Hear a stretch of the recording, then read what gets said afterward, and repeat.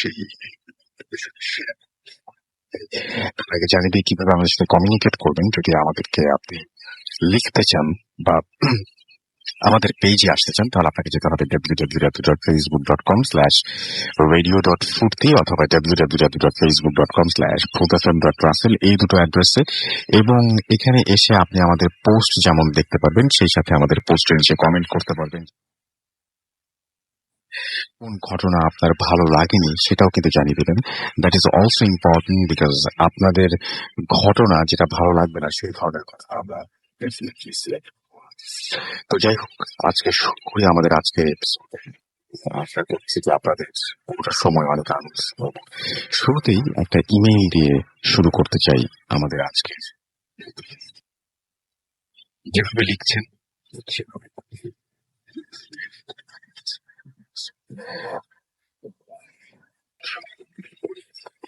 HSC first ইয়ারে ঘটনায় চলে যাই। ঘটনাটি ঘটে এবছরের ফেব্রুয়ারি মাসের 25 তারিখের দিকে। হঠাৎ একটা জরুরি কাজের কারণে আমার বাসায় যাওয়ার প্রয়োজন হয়। আগেই বলেছি, আমার বাসা ভোলার তজুমুদ্দিনের শেষ প্রান্তে। বরিশাল থেকে তজুমুদ্দিন যেতে প্রায় 5 ঘন্টা লাগে। ওই দিন বরিশাল থেকে বাসার উদ্দেশ্যে রওনা দিয়ে সন্ধ্যা 7:30টায় পৌঁছে যাই। আর বরিশাল থেকে ভোলার লাস্ট লঞ্চ 5:30-এ। তাই যথারীতি গাড়িতে যাব বলে ভাবলাম। বরিশাল থেকে ভোলা যেতে ভেঙে যেতে হয়, যারা গেছেন তারা জানেন। যাই হোক, লাস্ট গাড়ি ছিল 7:20-এ, কিন্তু আমি বাসা থেকে বের হয়েছি 7:30-এ। আমি ভাবলাম অটোরিকশা অথবা মোটর সাইকেলে যাব। বাসে যেতে হলে লাহারহাট যেতে হয় এবং লাহারহাট থেকে ফেরিতে 2:30 মানে 2.5 ঘন্টার মতো সময় লাগে এবং লাহারহাটের বাস বরিশালের কীর্তনখোলা নদীর ওপার থেকে ছাড়ে। ঘটনা এইখান থেকে শুরু। নদী পার হতে আমি নৌকায় উঠলাম। নদী পার হতে 3 টাকা ভাড়া লাগে। যথারীতি পকেট থেকে 5 টাকা ভাড়া দিলাম। কিন্তু নৌকার মাঝি বলল, বাবা তোমার ভাড়া লাগবে না। আমি অবাক হয়ে বললাম যে আমার কাছ থেকে কেন নিবেন না, সবার কাছ থেকে তো নিচ্ছেন।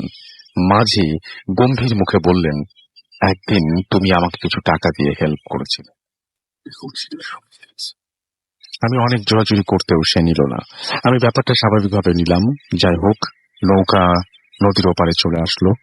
আমি নৌকার পেছনে ছিলাম, তাই নৌকার সবার শেষে নেমেছিলাম। যেই নামতে যাব তখনই মাঝি ডাক দিল, মাসুদ বাবা সাবধানে যেও, সবসময় আল্লাহকে স্মরণ করো, বাবা সাবধানে যেও, সাবধান।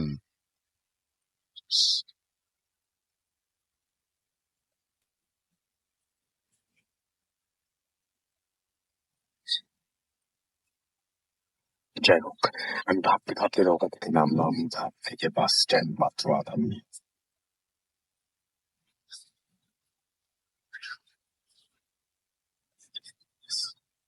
আছে, ছাড়বে 8:30-এ। আমি আগেই বলেছি যে এই রুটের লাস্ট লঞ্চ 7:20-এ। যাই হোক, আমি ভাবলাম মনে হয় টাইম চেঞ্জ হয়ে গেছে। যথারীতি গাড়িতে উঠলাম। বাসে যাত্রী ছিল 15 জনের মতো। রাতের গাড়ি নেই, তাই যাত্রী কম। সামনের দিকে ড্রাইভারের সিটের ঠিক পেছনেই বসলাম। সিটে বসার পর আমার মনে হলো আমি নৌকায় ছোট একটা ব্যাগ ফেলে এসেছি, যেটাতে আম্মুর অনেক মূল্যবান ঔষধ ছিল। আমি ঘড়িতে দেখলাম সময় 8:05। গাড়ি ছাড়তে আরো 25 মিনিট। আমি দেরি না করে নৌকা ঘাটে চলে গেলাম ব্যাগের সন্ধানে। অনেক খোঁজাখুঁজির পরেও সেই মাঝিকে পেলাম না। ঘড়ির দিকে তাকালাম, 8:28। তাই ব্যাগের আশা ছেড়ে দিয়ে গাড়ির উদ্দেশ্যে হাঁটা দিলাম। আমি আগেই গাড়িতে গিয়ে দেখলাম সেখানে ব্যাগ সিটের উপর রাখা। এটা কিভাবে সম্ভব? যে ব্যাগ 30 মিনিট আগে নৌকায় ফেলে আসলাম, সেই ব্যাগ কিভাবে বাসের সিটে আসলো? আমি এখনো এর আগা গোড়া কিছুই উদ্ধার করতে পারিনি। যাই হোক, গাড়ির সিটে বসে এইসব নিয়ে ভাবতে লাগলাম। বাস ছাড়লো 8:40-এ। সবকিছু ঠিকঠাক, গাড়ি স্বাভাবিকভাবে চলছিল। বরিশাল থেকে লাহারহাট যেতে 50 মিনিট লাগে। 10 মিনিট পর কন্ডাক্টর তারা ভাড়া কালেক্ট করা শুরু করলো এবং বাসের সামনে থেকে ভাড়া কালেক্ট করার সময় তারা সব শুরু করে এবং ওই দিন সবার সামনের সিটে বসা সত্ত্বেও আমার ঠিক পেছনের সিট থেকে ভাড়া কালেক্ট করা শুরু করলো। আমি ভাবলাম কন্ডাক্টরের ভুল। সব ভাড়া কালেকশনের পর কন্ডাক্টর ড্রাইভারের পাশে বসে তার সাথে কথা বলা শুরু করলো। আমি ডাকলাম, মামা ভাড়া নেন বলে 100 টাকার নোট দিলাম। কন্ডাক্টর বলল, মামা ভাড়া লাগবে না। আমি বললাম, কেন? কন্ডাক্টর মাঝে মধ্যে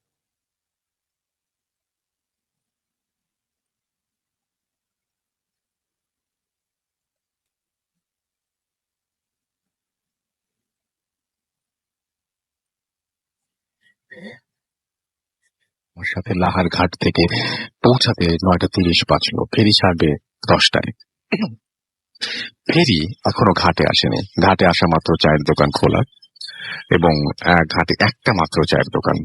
আমি ভাবলাম হাতে অনেক সময় আছে, চা খেয়ে নিই। যথারীতি চায়ের দোকানে গেলাম। দোকানদার অনেক বড় মানুষ, পাঞ্জাবি পরা, মুখে সাদা লম্বা দাড়ি।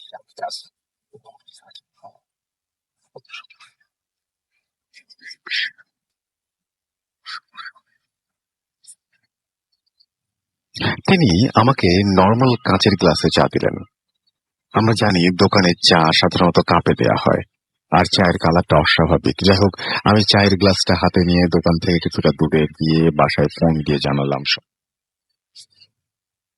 চায়ের দোকানদার গ্লাসের কথা বলতে বলল চাটা খেতে না খেতে ফেলে দিতে। ফোনটা রেখে আম্মার কথা মতো চাটা ফেলে দিয়ে দোকানের কাছে গেলাম। দোকানের কাছে গিয়ে যা দেখলাম, আমার সেন্সলেস হবার মতো অবস্থা। গিয়ে দেখি ওইখানে কোনো চায়ের দোকানই নেই, সবকিছু উধাও। চায়ের দোকান বলতে কিছুই নেই, শুধু ফাঁকা জায়গা। দোকানের পাশে একটা গাছ ছিল, ওইটা ঠিকই আছে। আমি হাতের দিকে তাকিয়ে গ্লাসটা হাতেই ধরা, এবং গ্লাসটা এখনো আছে, যেটা অনেক ভয় নিয়ে দাঁড়িয়ে আছি। এমন সময় একটা অ্যাম্বুলেন্সের শব্দ শুনলাম। আমার প্রাণে পানি আসলো। যাই হোক, ঘাটে এসে দেখলাম যে একটা অ্যাম্বুলেন্স এসছে। আমি অ্যাম্বুলেন্সের দিকে এগিয়ে গেলাম। অ্যাম্বুলেন্সের ড্রাইভার তার সহকারী আছেন। তাদের সাথে কথা বলে জানলাম তারা ঢাকা থেকে রোগী নিয়ে এসেছেন এবং এখন ফিরছেন, এবং পাশের এলাকা থেকে গাড়ি পেতে ঝামেলা। যাই হোক, ঘাটে ফিরে আসলো, এবং অ্যাম্বুলেন্স যথারীতি ফেরিতে উঠলো। ফেরিতে যানবাহন হিসেবে শুধু অ্যাম্বুলেন্স এবং সাথে 3 জন যাত্রী। ফেরি ছাড়লো রাত 10:20-এ। আমি অ্যাম্বুলেন্সে ব্যাগ রেখে বসলাম এবং ড্রাইভারের সাথে কথা বললাম। হঠাৎ ফেরি বন্ধ হয়ে গেল। আমরা মনে করলাম হয়তো যান্ত্রিক কোনো সমস্যা। ফেরির কি হয়েছে জানতে অ্যাম্বুলেন্স থেকে নামলাম। ফেরির ইঞ্জিনের কাছে গেলাম, কেউ নেই। আমি ফেরির মাস্টার ব্রিজ যাওয়ার সিদ্ধান্ত নিলাম, এবং আপনি অবশ্যই জানেন রাসেল ভাই যে ফেরির ড্রাইভার রুম একটু ওপরে হয় এবং সিঁড়ি দিয়ে উঠতে হয়। সিঁড়ির কাছে যেতেই ফেরি চলতে শুরু করলো, এবং একদম মাঝ নদীতে ফেরি। তারপরও আমি সিঁড়ি দিয়ে উঠলাম ড্রাইভারের সাথে কথা বলবো বলে। আমি সিঁড়ি বেয়ে উপরে উঠে কি মনে করে নিচে তাকালাম। তাকিয়ে যা দেখলাম,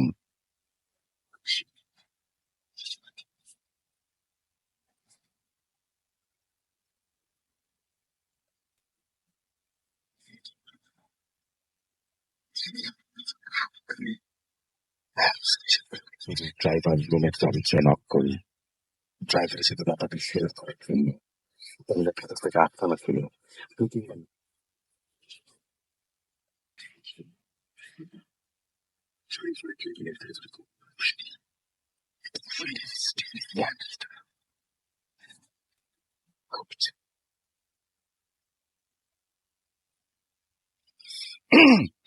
তারপর আর কিছু মনে নেই, সেন্সলেস হয়ে যাই। যখন সেন্স ফেরে দেখি আমি আমার নিজ বাসায় বিকাল 4টা বিছানায় শুয়ে আছে। আমি এইভাবে কিভাবে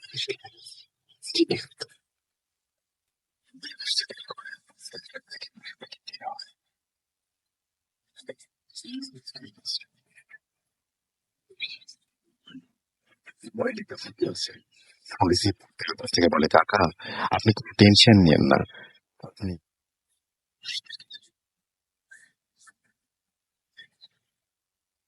এটা কেটে দিল। রিপ্লাই দেওয়ার কোনো সুযোগ ছিল না। বলে রাখা ভালো, আমার বাসা থেকে আলামিনের মসজিদের দূরত্ব 10 মিনিটের, এবং ওইটার পাশ দিয়ে একটু আগে আব্বু এসেছেন। তখন তিনি কিছুই দেখেননি। যাই হোক, আব্বু তাড়াতাড়ি মসজিদে আসলেন। এসে দেখলেন যে মসজিদের বাইরে জানাজার যে খাটটা রয়েছে সেখানে আমি হেলান দিয়ে বসে আছি, এবং আমার ব্যাগের 2টা জানাজার খাটের মধ্যে আমার ব্যাগটা। এই অবস্থা দেখে আব্বু মসজিদের ইমাম সাহেবকে ঘুম থেকে ডেকে তুলে এবং আমাকে ধরাধারি করে বাসায় নিয়ে আসে। 3-4 দিন পর আমি সুস্থ হই। যাই হোক, ঘটনার পরদিন রাতে আমি কি মনে করে যেন মানিব্যাগ চেক করলাম, যেটা ঘটনার দিন রাতে আমার সাথে ছিল। আমি দেখলাম আমার মানিব্যাগে অতিরিক্ত 200 টাকা। আমার স্পষ্ট মনে আছে আমি বরিশাল থেকে ভোলা রওনা দেওয়ার সময় 740 টাকা নিয়ে বের হয়েছিলাম। আমার কাছে এর বেশি টাকা ছিল না। মানিব্যাগে 100 টাকার কোনো নোটই ছিল না। এখন 2টা 100 টাকার নোট, যেগুলো আমি রেখে দিয়েছি। আব্বুর নাম্বারে ফোন দিয়ে আমাকে অবস্থান জানানো হলো। রিসিভার লিস্টে, মানে যার যিনি নাম্বারটা যেটি তিনি জানিয়েছিলেন যে আমার অবস্থান কোথায়, রিসিভার লিস্টে, রিসিভ করার লিস্টে, সেই রিসিভড কলে ওইখানে যে নাম্বারগুলো রয়েছে তার মধ্যে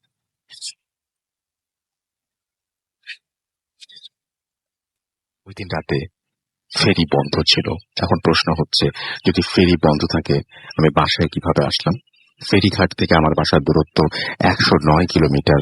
ওই দূরত্ব আমি কিভাবে অতিক্রম করলাম? পকেটে অতিরিক্ত টাকা কিভাবে আসলো? নৌকার মাঝি, বাসের ব্যাগ, কন্ডাক্টর, ভাড়া না নেওয়া, চায়ের দোকান উধাও, চায়ের গ্লাস। যারা শুনছেন তারা যদি কিছু জানেন তবে জানাবেন। অনেকে হয়তো অবিশ্বাস করবেন।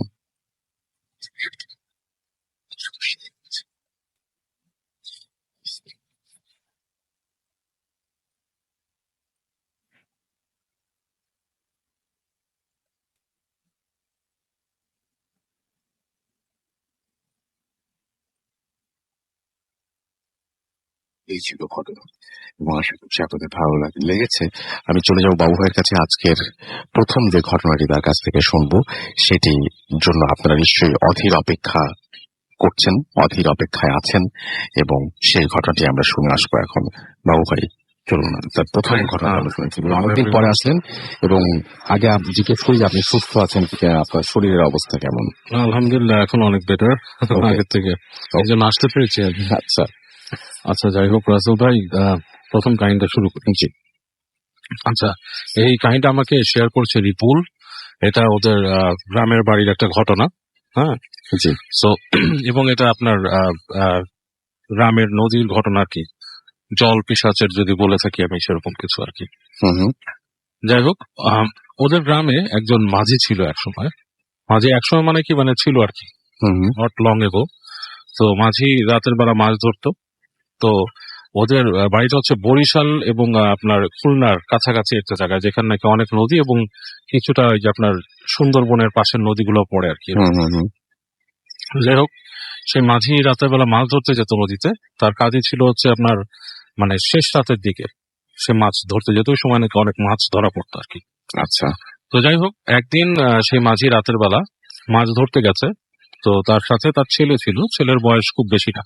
আচ্ছা। ওর বয়স 11-12 বছর, কিশোর বয়সী একটা ছেলে।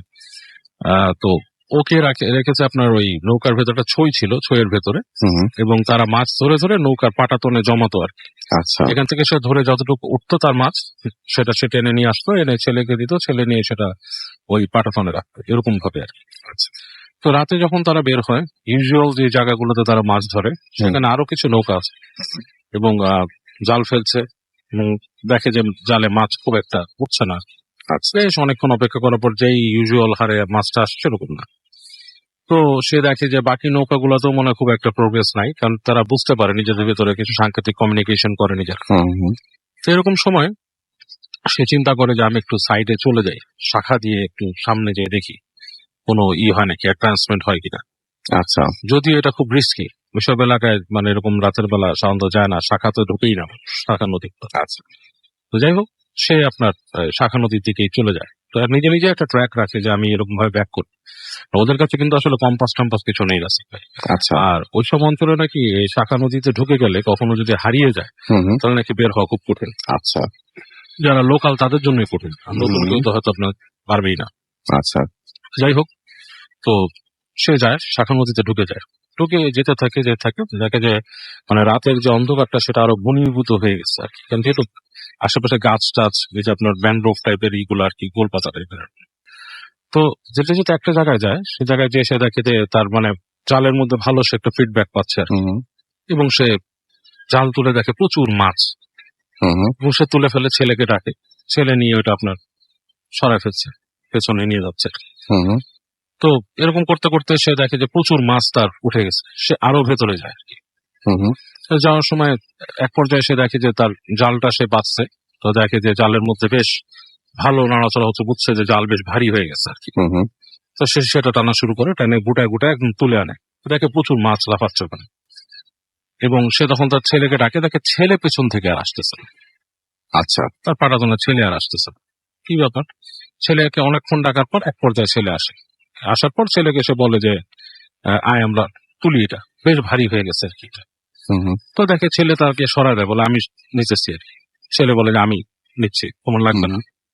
তো বলে ছেলে দেখে যে ছেলে একাই টেনে আপনার জালটাকে তুলে ফেলে ভেতর। বলে আরে এতটুকু ছেলে, ওর এত শক্তি কেমনে? তো বলে বাবা তুই তো অনেক বল হয়ে গেছে তোর, তুই এত মাছ কেমনে তুলতেছিস, এত শক্তি। ছেলে কোনো উত্তর না দিয়ে জালটা ভেতরে তুলে নেয় এবং দেখে যে যেখানে মাছ যা ছিল ওখানে আনলোড করার সব আনলোড করে আবার তাকে জালটা খুব দ্রুতই ফিরিয়ে দেয়। তো সে জালটা নিয়ে যায়, ছেলে ভেতরে ভেতরে বসা, এবং সে আবার জাল ফেলে। তো সে একসময় খেয়াল করে দেখে, তার হঠাৎ করে খেয়াল হয় যে সে যে জায়গাটা আছে সেটা হচ্ছে আপনার একটা মানে লাইক সৈকত টাইপের কাইন্ড অফ, লাইক নদীর একটা সাইডে, সেখানে কোনো গাছগাছালি নাই, মানে পানি বাড়ি খাচ্ছে আর কি, সৈকতে যেরকম খায়, এবং বেশ ফাঁকা একটা জায়গা, এরকম একটা জায়গা। সবাই তাকায় থাকে এরকম, তো মানে দুই পাশে তো এরকম নামার জায়গা এরকম ভাবে নাই, ঠিক আছে, মানে হঠাৎ নামলে একটা পাড় বা ওঠার মতো জায়গা, কিছু গাছ টাছ থাকে, বাট এটা হচ্ছে সৈকত টাইপ। তো মনে করে এই জায়গায় এরকম ভাবে আসছে, জিনিসটা তার কাছে একটু বেখাপ্পা লাগে আর কি। আচ্ছা, তো সে এর মধ্যে আপনার পেছনে ছেলেকে ডাকতে থাকে যে জাল মনে হয় আবার উঠাইতে হবে, এসে আয়, এখন ছেলে আর আসে না। তো উনি খেয়াল করে হঠাৎ শব্দ পায় ভিতরে, মানে শব্দ হচ্ছে কেমন খ্যাস খ্যাস খ্যাস খ্যাস এরকম একটা শব্দ হচ্ছে। তো উনি ভেতরে যায়, শরীর ভিতরে ঢুকে আপছন্দ করে ফার্স্টে একটা কি ছিল, কুপি টাইপের ছিল, ওটা নিভানো। তো উনি দেখে মানে মনে হচ্ছে মানুষের প্রেজেন্স আছে, বাট একজন না, একাধিক। আচ্ছা, তো প্রথম ওনার মুখের মধ্যে ধক করে উঠে, মনে করে ডাকাত টাকাত কিছু নাকি। তো তারপর দেখে ডাকাত না, কেমন একটা বাজে একটা গন্ধ টাইপের এরকম। তো উনি বেশ ভয় পেয়ে যায় যে ঘটনাটা কি, ছেলের নাম ধরে ডাকে দেয়, ছেলে না, এবং মনে হচ্ছে 2-3 জন আছে। তো উনি কি করে, ওনার ইসের থেকে দেশলাই ছিল ম্যাচ বের চালায় এক নজর দেখে উনি মানে বুকের মধ্যে একটা বিশাল ধাক্কা খেয়ে যায়। উনি দেখে যে ওনার ছেলে পড়ে আছে এক পাশে, এবং 2-3 জন মেয়ে মানুষ বসা, তাদের মানে দেখতে খুব বিদঘুটে টাইপের চেহারা। আচ্ছা, চুলগুলো বড় বড় ভিজা ভিজা, এবং কানটা ডিফারেন্ট, মুখে বড় দাঁত, আচ্ছা, এবং তারা মনে হচ্ছে মাছ খাচ্ছে, এরকম একটা সিন। তো উনি কাঠি ফেলে দিয়ে অনেক ভয় লাফ দিয়ে বের হয়ে আসে। তো ওই পাশ থেকে ওনাকে ফ্যাস ফ্যাস করে কি জানি বলে, কথাগুলো অনেক দুর্বোধ্য ওনার কাছে লাগে, এবং উনি তখন আর কোনো উপায় দেখে না যখন থেকে, মানে ওখান থেকে কি করবে আর কি, ক্ষতবিহ্বল হয়ে যাচ্ছে। তো ওখানে বসে থেকে কিছুক্ষণ দোয়া পড়তে পড়তে পড়তে আসতে আসে, এসে দেখে যে ওখানে আবার শরীরের ভেতর ঢুকে আবার ম্যাচ জ্বালে, দেখে কেউ নাই। উনি যেটা করে, উনি তাড়াতাড়ি ওখান থেকে ব্যাক করার চেষ্টা করে, নৌকাটা ঘুরে ওনার ছেলের দিকেও ওনার মনে ছেলেকে পড়ে থাকতে দেখছে একপাশে। উনি কোনো মতে নৌকা ঘুরে মানে যেভাবে পারছে আর কি ওখান থেকে সরায় বের হয়ে আসছে, মূল যে জায়গাটা ওখানে চলে আসছে। এসে উনি মেন নদীতে যখন আসছে, দূর থেকে আরো নৌকা দেখছে, উনি ঢোকের মধ্যে আলো ফুটছে, ভোর হয়ে যাচ্ছে। এই সময় উনি ছেলেকে তখন নদীর পানি দিয়ে উঠায় আর কি, মুখে বাঁধে, কি বলে যে ছেলেকে জিজ্ঞেস করে কি হয়েছে, ছেলে ঠিক মতো উত্তর দিতে পারে না। পরে বলে যে আমি মাছ নিতেছিলাম, আমাকে মানে কয়েকটা, আমি একসময় আমার সেন্স হারায় ফেলছি, মানে ছেলেটা বলে যে আমার হুঁশ নাই, আমাকে এরকম কয়েকটা মহিলা এসে মানে মাছ আনতে বলে, আর আমি ওই মাছ এনে দিছি, এবং আমি দেখছি তারা মাছ খায়, এবং এক সময় আমাকে মানে ঘুম পাড়ায় দিচ্ছে, আমি ঘুমাই গেছি। তো উনি এই সিনটা দেখে উনি একবার চিন্তা করে জেলেতে সবার সাথে বলবে, বাট উনি সবার কাছে বলে না, ব্যাক করে আসে, এবং উনি দেখে যে ওনার যে পরিমাণ মাছ ধরছিল তার বেশিরভাগই নাই, সামান্য কিছু মাছ এখানে আছে। এমনও না যে অনেক মাছ খেয়ে ফেলে রাখছে অংশ, এরকম কিছু উনি পায় না, রেসিডিউ পায় না, বাট কিছু মাছ পায়। তো উনি ব্যাক করে আসার পরে উনি যখন আসে, তো উনি ঘটনাটা কাউকে না বলে, তবে ওনার এক পরিচিত বন্ধু ছিল একসময় ছোটকালে ওনাদের সাথে, যখন প্রাইমারি স্কুল ছোট পড়তো তখনকার সময়, বাট সে পরে শহরে যে আর কি ডিফারেন্ট জব টপ করে, তাকে উনি শেয়ার করে একদম কথায় যে আমি তো এরকম গেছিলাম। এসে যার সাথে শেয়ার করে, সে ঘটনাটা শুনে তার সাথে খুব আগ্রহ নিয়ে শুনে। এরপরে ধরেন কয়েক মাস পার হয়ে গেছে, কোনো খবর নেই, উনি নর্মালি যথারীতি মাছ ধরে ওনার মতোই, 4 মাস বেশি আসে, ওই দিকে আর যায় না। একদিন ওনার বাসায় ওই লোকটা এসে হাজির হয় আর কি, যে ওই যে যাকে কাহিনী বলছে, তার সাথে আরেকজন লোক বেশ একটু ডিফারেন্ট টাইপের, হাতে অনেক আংটি টাংটি পরা। হুম, যে এরকম মানে এই দেখে একটু ডিফারেন্ট মনে হয়, কালো কুর্তা পরাইছে। তো বলে যে কি কি ব্যাপার, উনি বলে বলে যে আমার একটা ফ্রেন্ড তোমার সাথে কথা আছে। কোনায় নিয়ে যায়, বাজারে নিয়ে চাটা খাওয়ায় বলে যে তুমি আমাকে ওই জায়গায় নিয়ে যাবো আমাদেরকে, তুমি যে একটা জায়গায় গেছিলে এরকম এসে। হ্যাঁ না, আমি ওই জায়গায় যেতে পারবো না, আমার ভয় লাগে, ওইটা ওরকম ভূতের জায়গায়, সেখান থেকে মানে ওখানে পিশাচ আছে, পেতনি আছে। বলে না, ওই জায়গায় নিয়ে যাও, তোমার ভালো টাকা দিবে, তুমি যে মাছ ধরবা, তোমার মাছ ধরা 2-3 দিনের মাছ ধরার টাকা তোমার এমনি এসে যাবে। তো উনি ফার্স্টে না করার পর এক সময় তার একটু লোভ হয় আর কি, যে নিয়ে যাই, যে বলবো যে আমাদেরকে নামাই দিবা, তোমার তেমন কোনো কাজ না, তুমি পরে সকালে এসে নিয়ে যাবা আমাদেরকে এখান থেকে। তো উনি বারবার চিন্তা করার পর একবার সে বলে যে আচ্ছা ঠিক আছে, নিয়ে যাই এদেরকে। তো উনি ওই লোকটাকে আর তার সাথে বন্ধুকে, তো বন্ধুটা ওই পাড়ে এসে তাকে নৌকা উঠানো পর্যন্তই ছিল, সে আর সাথে যাবে না। কিন্তু ওই লোকটা তার সাথে আছে, সে গেছে, সে বলছে যে আমাকে নিয়ে চলো এবং তুমি আমাকে যে ওখানে নামাই দিবা এবং তুমি পরে আমাকে দিনের বেলা ওখান থেকে নিয়ে আসো, তোমার ওখানে থাকার দরকার নেই। তো উনি যখন রওনা দেয় ওখান থেকে, তো জাস্ট বেশ কিছু দিন আর মাছ ধরার কিছু নাই, ওনার ছেলেকেও সাথে নেয় নাই, উনি একা ওই লোকটাকে নিয়ে রয়েছেন। তো লোকটা নিয়ে যাচ্ছে নৌকাতে, তো লোকটা ওনাকে খুঁটিনাটি জিজ্ঞেস করতেছে যে এখানে আর কি দেখছো, নইতে তোমাকে স্পেশালি কি বলছে, মানে তোমাকে ওখানে কি কোনো এমন কথা বলছে যেটা তোমার মনে আছে? হ্যাঁ, বলে না আমার কিছু মনে নাই, এদের কথা আমি কিছু বুঝি নাই, তবে আমি এতটুকু বুঝতে পারছি আসিস না, এই ধরনের কিছু একটা বলছে।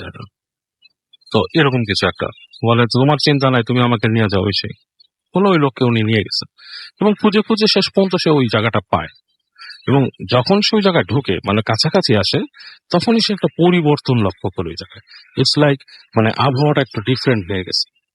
হ্যাঁ, মানে হঠাৎ করে মানুষজন জেগে উঠে এরকম করে তাকায়, এরকম একটা পরিবেশ। তো ওই মাঝি লোকটা খুব ভয় পায়। ভয় পাওয়ার পরও সে আস্তে আস্তে আস্তে করে নিয়ে যায় যে ওই যে লোককে ওখানে নামায়। তো ওই লোকটা তার সাথে একটা পোটলার মতো ব্যাগের মতো নিয়ে আসছে, এসে ওখানে তাকে নামায় ওখানে থামায় বলে যে তুমি চলে যাও, তোমার আশা লাগবে না। তবে মাঝি খুব কিউরিয়াস ছিল, সে মনে করে ঘটনাটা কি, মানে মানে এইখানে আসছে কি করতে আসছে লোকটা, এদের মাথায় অনেক কোয়েশ্চেন আসে। যাই হোক, সে মানে যখন নাকি ওকে নামায় দিয়ে তার চলে যাওয়ার কথা, সে তাকে টাকাও দিয়ে দিছে, সে চলে আসতেছে। এসে অনেকখানে আসার পরে মানে সে মনে করছে যে আমি যখন আসছি ফ্রি চলে যাবো, কেননা মাছ পাইছিলাম, মাছ ধরি। সে নিজে জাল পেতে পেতে মাছ ধরতেছে আর বসে বসে ওখানে টুকিটাকি, মানে ওখান থেকে একটু দূরে চলে আসে। হ্যাঁ, আসতেছে। তো একটা সময় সে শুনতে পায় দূরে, মানে বেশ দূর থেকে মনে হচ্ছে মানে কি চিৎকারের শব্দ বেশ। যখন চিৎকারের শব্দগুলো পায় তার কাছে মনে হয় যে কি হচ্ছে, কেউ মানে এখানে তো মানুষ থাকার কথা না, জঙ্গলে মানুষের চিৎকার, মানে কিছু একটা হচ্ছে নাকি। হ্যাঁ, তো এরকম চিন্তা করে সে ইগনোর করে কয়েকবার। তারপরে সে চিন্তা করে যে না, আমি যাই দেখি চিৎকার কি হয়েছে। এবং লোকটা যেতে বলছে, লোকটারও কি মানে একটা কিউরিয়াসিটিও তার মধ্যে ভরপুর।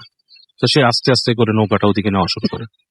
এবং যখন সে নৌকাটা ওদিকে নেওয়া শুরু করে তখন সে মানে কোলাহল টাইপের একটা শব্দ পায়, মানে মানে দুর্বোধ্য কোলাহল, যেটা নাকি আমরা সচরাচর কথা বলি, আমরা যেরকম কোলাহল করি সেরকম না, পশু পাখির কোলাহলের মতো না, বাট সাম সর্ট অফ কোলাহল। তো সে যখন কাছাকাছি আসে, তার যে কুপি থাকে, কুপিটা তপ করে নিভে যায়।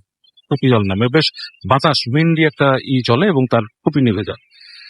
তখন সে একটু ভয় পায়, গা কাটা দিয়ে ওঠে তার এরকম জঙ্গলের মধ্যে, এবং সে ফিসফিসানি গুলো খুব বেড়ে যায়, মানে ইটস লাইক সামসোর, সে বলছে দুর্বোধ্য কোনো শব্দ আর কি। তো সে নৌকাটা যখন কাছাকাছি নিয়ে আসছে, ওই চরের কাছাকাছি যখন চলে আসে, দূর থেকে সে দেখে যে অনেকগুলা মানুষ উবুড় হয়ে যদি কিছু খায়, সেরকম একটা সিন। ঠিক আছে, এরকম একটা সিন। তো সে আরো কাছাকাছি যখন চলে আসে, তখন কিন্তু ওই দিন ছিল চাঁদের রাত, মানে চাঁদ আছে আকাশে।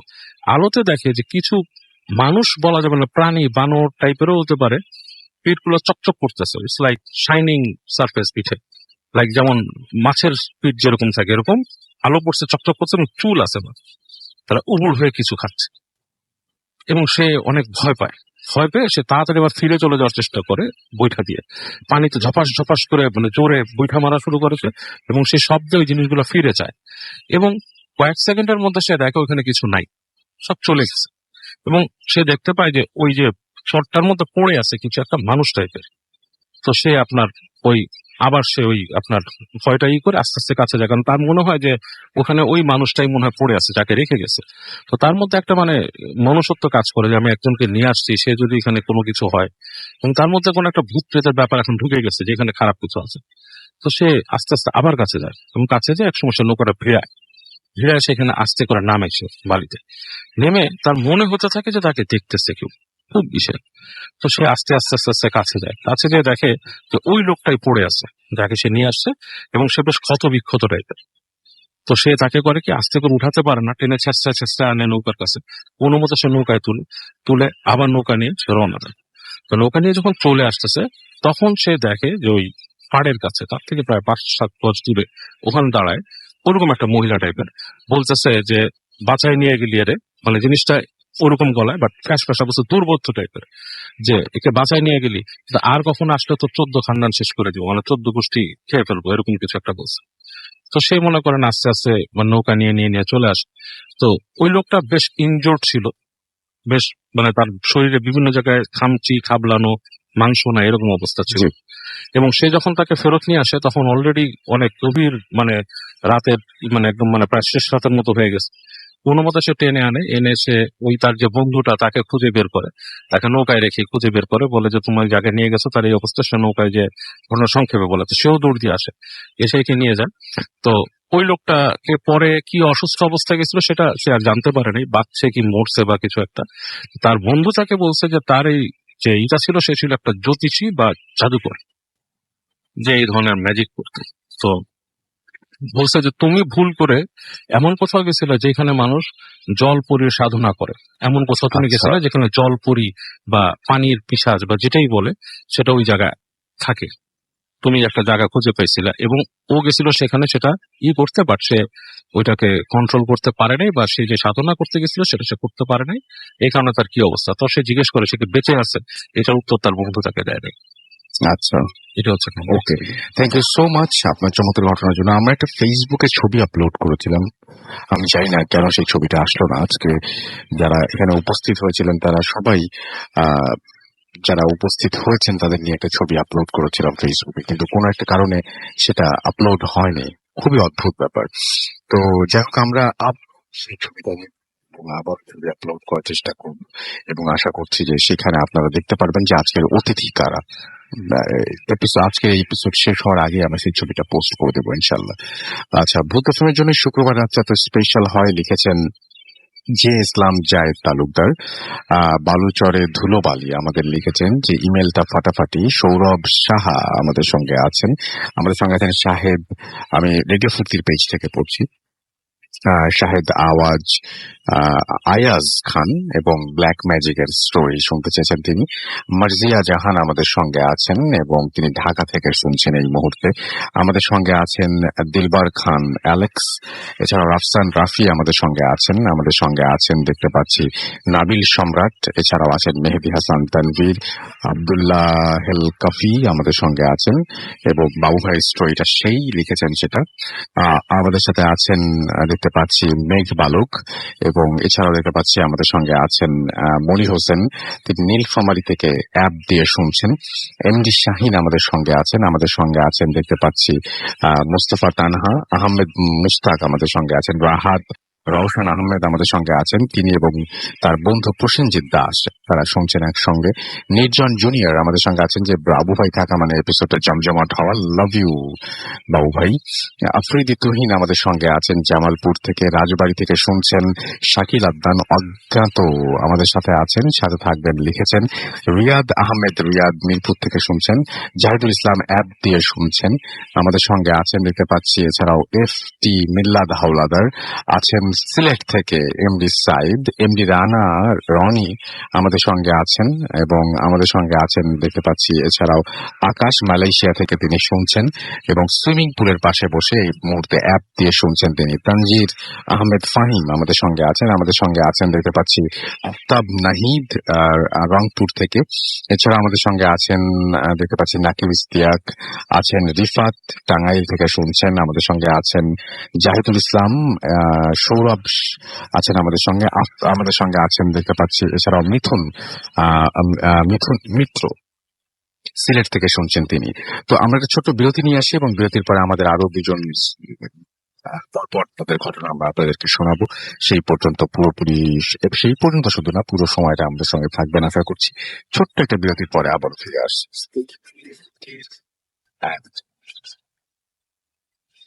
Yes,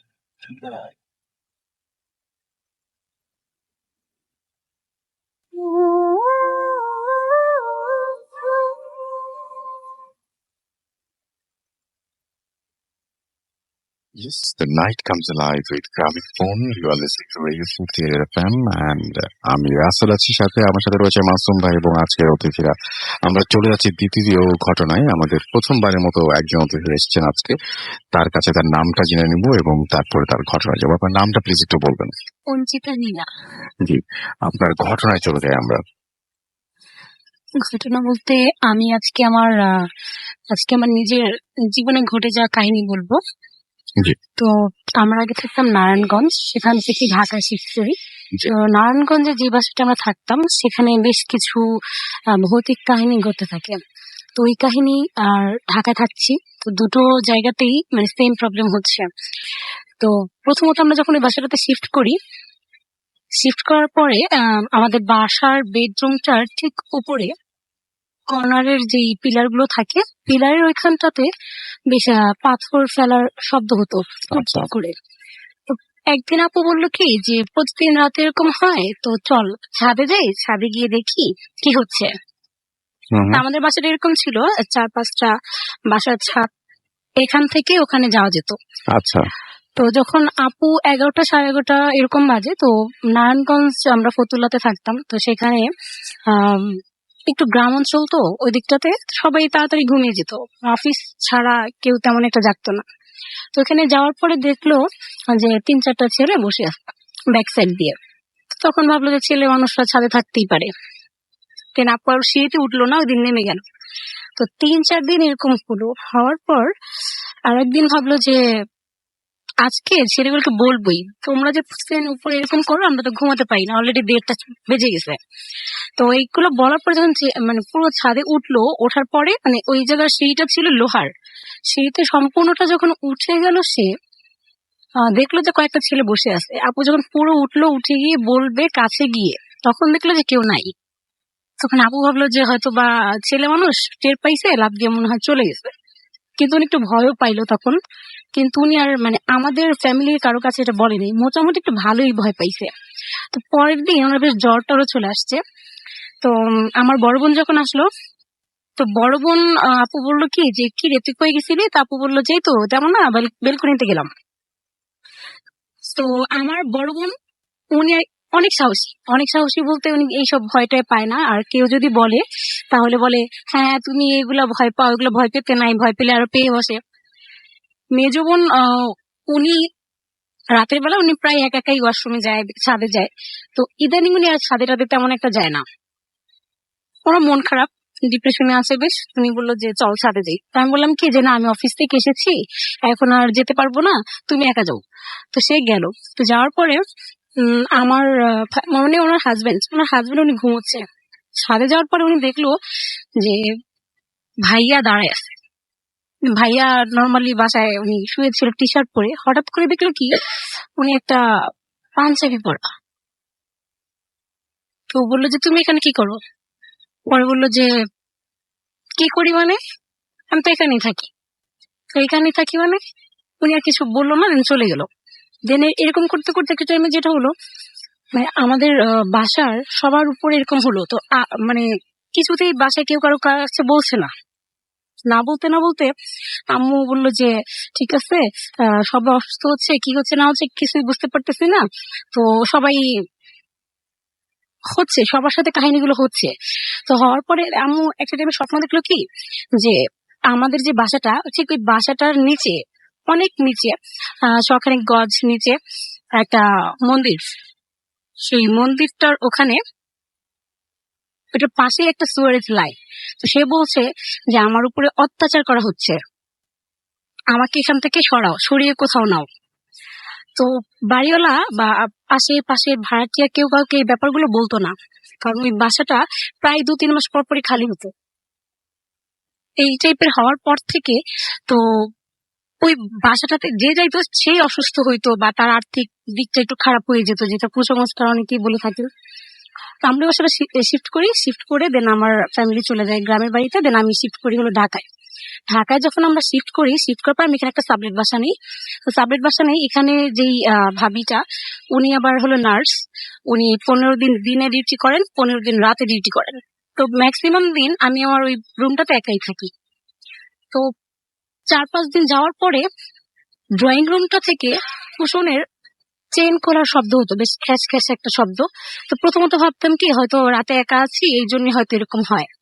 তো কম্পিউটার টিপতেছি, প্রায় এরকম হয়। তো হতে হতে একটা টাইম মনে হলো কাছে ঠিক আছে গিয়ে দেখি। তো গিয়ে দেখতাম জাস্ট কিচ্ছু নেই, ফাঁকা ফাঁকা। সামনে যখন আমাদের সামনে একটা বাড়ি আছে, বাড়িটা বেশ পুরনো, শ্যাওলা পড়া। ওইখানে 10-15 বছর হবে। তার ফ্যামিলি পার্সন কেউ ছিল না এখানে। আসার পরে আবার নতুন করে শুরু হওয়ার পর ওইখানে বেশ মানুষজন কনস্ট্রাকশন কাজগুলো করতো।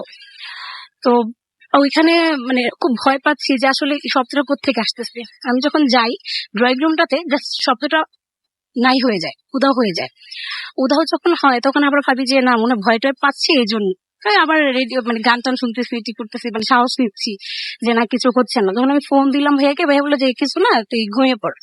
ঘুমাচ্ছি, সোফাতে যখন আমি শুইলাম, আমাদের মিটারটার লাইটটা ছিল সবুজ রঙের।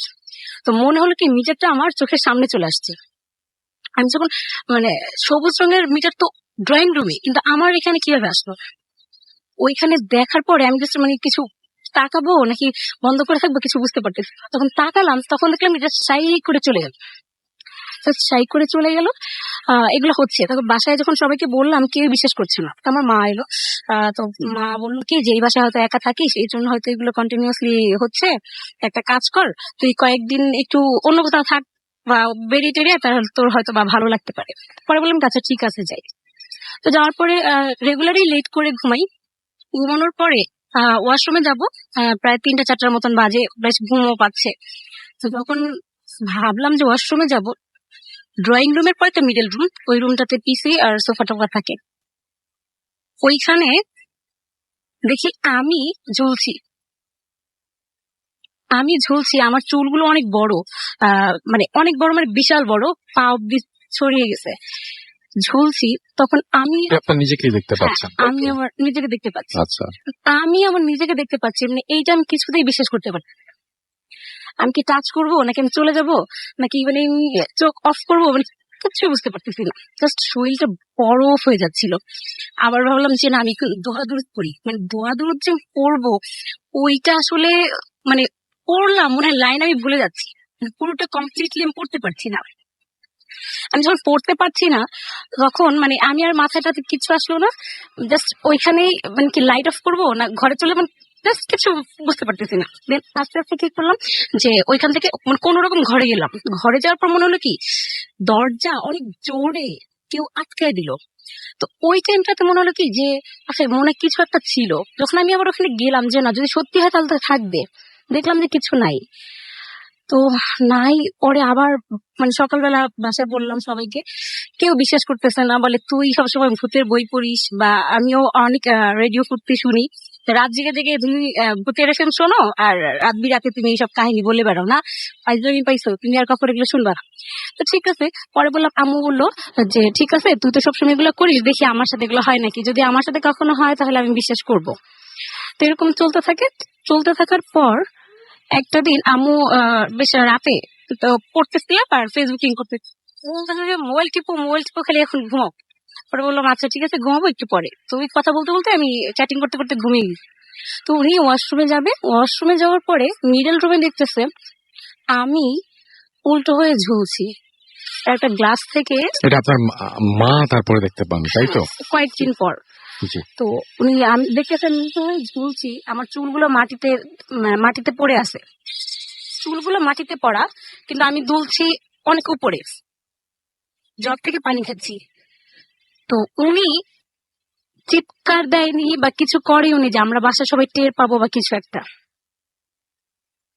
আমরা সবাই যখন আমরা তো ঘুমিয়ে গেছি যে যার মতন। তো সকালবেলা যেটা হলো, উনি আমাদেরকে উনি ওইখানেই সেন্সলেস হয়ে গেছে। সেন্সলেস হয়ে যাওয়ার পরে আমরা ঘুম থেকে উঠলাম 6টা-7টার দিকে। আমার বড় বোন উনি সবার আগে ওঠেন, উনি নামাজ পড়েন। উনি এটা বলে কি ব্যাপার আম্মু এখানে? আমরা সবাই ভাবছি হয়তো প্রেশার উঠছে, এই জন্য হয়তো উনি এখানে পড়েছিল। পরে আম্মু বললো যে কালকে রাতে তুই কোথায় ছিলি? আমি বললাম যে আমি আবার কোথায় ছিলাম, আমি তো আমার ঘরেই ছিলাম। কই না তুই সত্যি করে বল, তুই কি কোথাও গিয়েছিলি? আমি কই না, আমি কোথায় যাবো, তুমি না বকাবকি করলা, তারপর তো আমি তো ঘুমাই গেছি ফেসবুকিং করতে করতে, আর তোর কিছু মনে নাই। পরে ওই ঠিক ওই বরাবরটা আমি বললো তুই এখানে না কালকে রাতে ঝুলছি। আর ঠিক ওই জগটা আর মগটা কখনোই আমরা ফ্লোরে বা টেবিলের কর্নার যাতে রাখি না, কিচেনে রাখা হয়। কিন্তু ওই দিন ওই ঠিক জগটা আর মগটা সারা রুমে আমরা আর খুঁজেই পাইনি। মানে আমরা নর্মালি যেই জগটাতে পানি খাই বা মগটাতে পানি খাই ওটা খুঁজে পাচ্ছি না। এখন বাসা সবাই যখন মানে বললো কি যে ঠিক আছে এগুলো হয়তো বা রাতের বেলা হয়েছে, এগুলো বাদ দাও, তা আম্মু দেখলো যে ওনার প্রেশারটা লো হয়ে গেছে, ভয় টয় পাইছে, হাত পা একদম মোটামুটি মানে অনেক ভয় পাইছে উনি, বুঝতে পারতেছি, চোখ একদম বসে গেছে। পরে বললো যে দেখ আমি তো ভাবলাম বাসায় মিলাদ টিলাদ দিব, তা না হলে আসলে এই বাসাটা আর থাকা যাচ্ছে না, তারপরে থাকা যাচ্ছে না। তো আম্মু পরে বলে ঠিক আছে অন্তত পানি খাওয়া, তো পানি পিপাসা লাগছে। ঠিক তখনই ওই জগটার খোঁজ পড়লো, কিচেনে গিয়ে দেখে কোনো জগ নেই, ওই মগটাও নেই, আম্মু যে মগটাতে পানি খায় রেগুলার। তো পরে বাসা সবাই মানে চিন্তা করতে চাইলো বা বুঝতে চাইলো যে আসলে কাহিনীটা ও যেগুলো এতদিন আমি যেগুলো বলে আসছি এগুলো আসলে সত্যি হচ্ছে। আর ইদানিং বেসিনে মুখ ধুতে গেলে সবাই মেয়েরা যেটা করে রেগুলার একটু চুল দেখে, চোখ দেখে, তা আমি ওইটাই করি। কিন্তু আমি তো নর্মাল মুডে থাকি, আয়নাতে আমি যখন তাকাই তখন মনে হয় কি আমি বেশ খুব রাগান্বিত মুডে আছি, বা আমার মেজাজটা খারাপ হয়ে গেছে, আমার চোখ যতটুকু আছে তার চেয়ে মনে হচ্ছে ছোট হয়ে যাচ্ছে। এরকম হচ্ছে বারবার, রেগুলার হচ্ছে। তো এই এখনো চলতেছে এই কাহিনী। আমি এখন যে বাসাটাতে থাকি এটাতে এই কাহিনীটা আপনি বাসাটা ছেড়ে দিচ্ছেন না কেন? বাসাটা ছেড়ে দিচ্ছি বলতে অলরেডি ছেড়ে দিয়েছি। আগামী 1 তারিখে উঠবো আমরা। আমি জানি না হয়তো আজকে এখান থেকে যাওয়ার পরে কি হবে, বা এই কয়েকটা দিন কেমন যাবে। ওকে, থ্যাংক ইউ সো মাচ। আপনার ঘটনার জন্য আপনাকে অনেক ধন্যবাদ। আমরা সময় খুব কম আমাদের এই আওয়ারে, আমরা পরের ঘটনায় চলে যাই আপনার কাছে সরাসরি ঘটনায় চলে যাচ্ছি। রাসেল ভাই, মাহিয়ান। আমি খুবই অসুস্থ, এই জন্য আমি সরাসরি ঘটনায় যাচ্ছি। আর ঘটনাটা খুবই সংক্ষিপ্ত করেই বলছি। ঘটনাটা 2000 সালের, তখন আমি ক্লাস 7-এ পড়ি। আমার নানা বাড়িতে, হবিগঞ্জের একটা গ্রাম। তো গ্রামের দিকে আসলে ওই 7-8টার দিকে অনেক সবাই ঘুমায় পড়েন আর কি। তখন ইলেকট্রিসিটি যায় না ওখানে। তো তখন আমার আম্মার একটা সোনার চেইন হারিয়ে যায়। তো গ্রামের সবাই বলে, আমার নানুও বলে যে একজন আছেন এইভাবে যে জিনের মাধ্যমে উনি জানাতে পারবেন যে কে ইয়ে করে। তো আম্মু ভাবলো যে ঠিক আছে দেখি। তো উনি বললেন যে আমাদের বাড়িতে আসুন। তো ওই যে লোকটা উনি বললেন যে না, আপনাদের বাড়িতে আসা যাবে না, এখানে হচ্ছে গিয়ে একটা সমস্যা আছে আমার, আমি যেখানে বলবো এখানেই যাইতো। তো উনি একটা জায়গা বললো, ওইটাও আমাদের এক আত্মীয় বাড়ি। রাত 8টার দিকে আমরা ওইখানে গেলাম। যাওয়ার পর এজ ইউজুয়ালি সবকিছু হইলো। যেসব জিনিস ওইখানে মানে জিরানার যে ঘটনাটা সেটা আমি স্কিপ করে যাচ্ছি, কিন্তু এগুলো আসলে অবিশ্বাস্য ব্যাপার। তখন ইলেকট্রিসিটি যায় নাই, শুধু ওই বাড়িটার মধ্যেই ঝড়। টিনের চালে হচ্ছে গিয়ে আপনার 70-80 কেজি ওজনের হচ্ছে গিয়ে মনে হচ্ছে ইয়ে হচ্ছে পাথর পড়ছে এরকম কিছু। তো ওইখান থেকে হচ্ছে গিয়ে জিনিসটার একটা ইয়ে হয়। আর আমি নিজেও কিছুটা আমার মাথায় হাত দিয়ে ছোট ছিলাম। তো ওইখান থেকে ব্যাক করার সময় মানে মেইন ঘটনাটা হচ্ছে গিয়ে এটা, যখন আমরা ব্যাক করি নানা বাড়িটা গ্রামটা হচ্ছে গিয়ে গোলাকার টাইপ, মাঝখানে নদী আছে, ওই একটা রাস্তা আছে সাদা মানে খালি রাস্তা আর কি। তো ওই রাস্তাটা দিয়ে যখন আসতেছিলাম, তো যে বাড়িটা আমরা গিয়েছিলাম এটাও আমার এক নানা বাড়ি। ওই নানা ভাই একটু বুজুর্গ লোক ইয়ে করেন, উনি আমাদেরকে হচ্ছে গিয়ে আগায় দিতে আসতেছেন। তো রাস্তার যখন অর্ধেকে আসলাম, দূর থেকে দেখতে প্রচন্ড সাদা কিছু একটা, অনেক দূরে মানে প্রচন্ড সাদা কিছু একটা।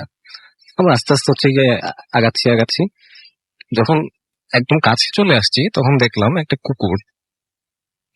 কুকুর মানে প্লেস দিচ্ছে, সাথে তার চারপাশ দিয়ে মানে গ্লো করছে আর কি, গোল হয়ে মানে স্পার্কিং, মানে যেটা বলে স্পার্ক করতেছে, মানে মনে হচ্ছে যে মানে নূর ছড়াচ্ছে, এই টাইপের কিছু একটা ব্যাপার। এই জিনিসটা দেখে মানে আমার আম্মা তো ভয় পাইছেন, আর আমরা তো দুই ভাই ছোট, আমরা ভয় পাইছি, নানা ভাই যতই ইয়ে হোক উনিও ভয় পাইছেন। তারপরে একটা সময় আমাদেরকে ফিরে ওটা হচ্ছে গিয়ে ঘুরতেছে, তারপরে নানা ভাই বলুন যে আচ্ছা মানে ভয় পাওয়ার কিছু নেই, এটা ভালো জিনিস, হ্যাঁ কোনো ক্ষতি করবে না।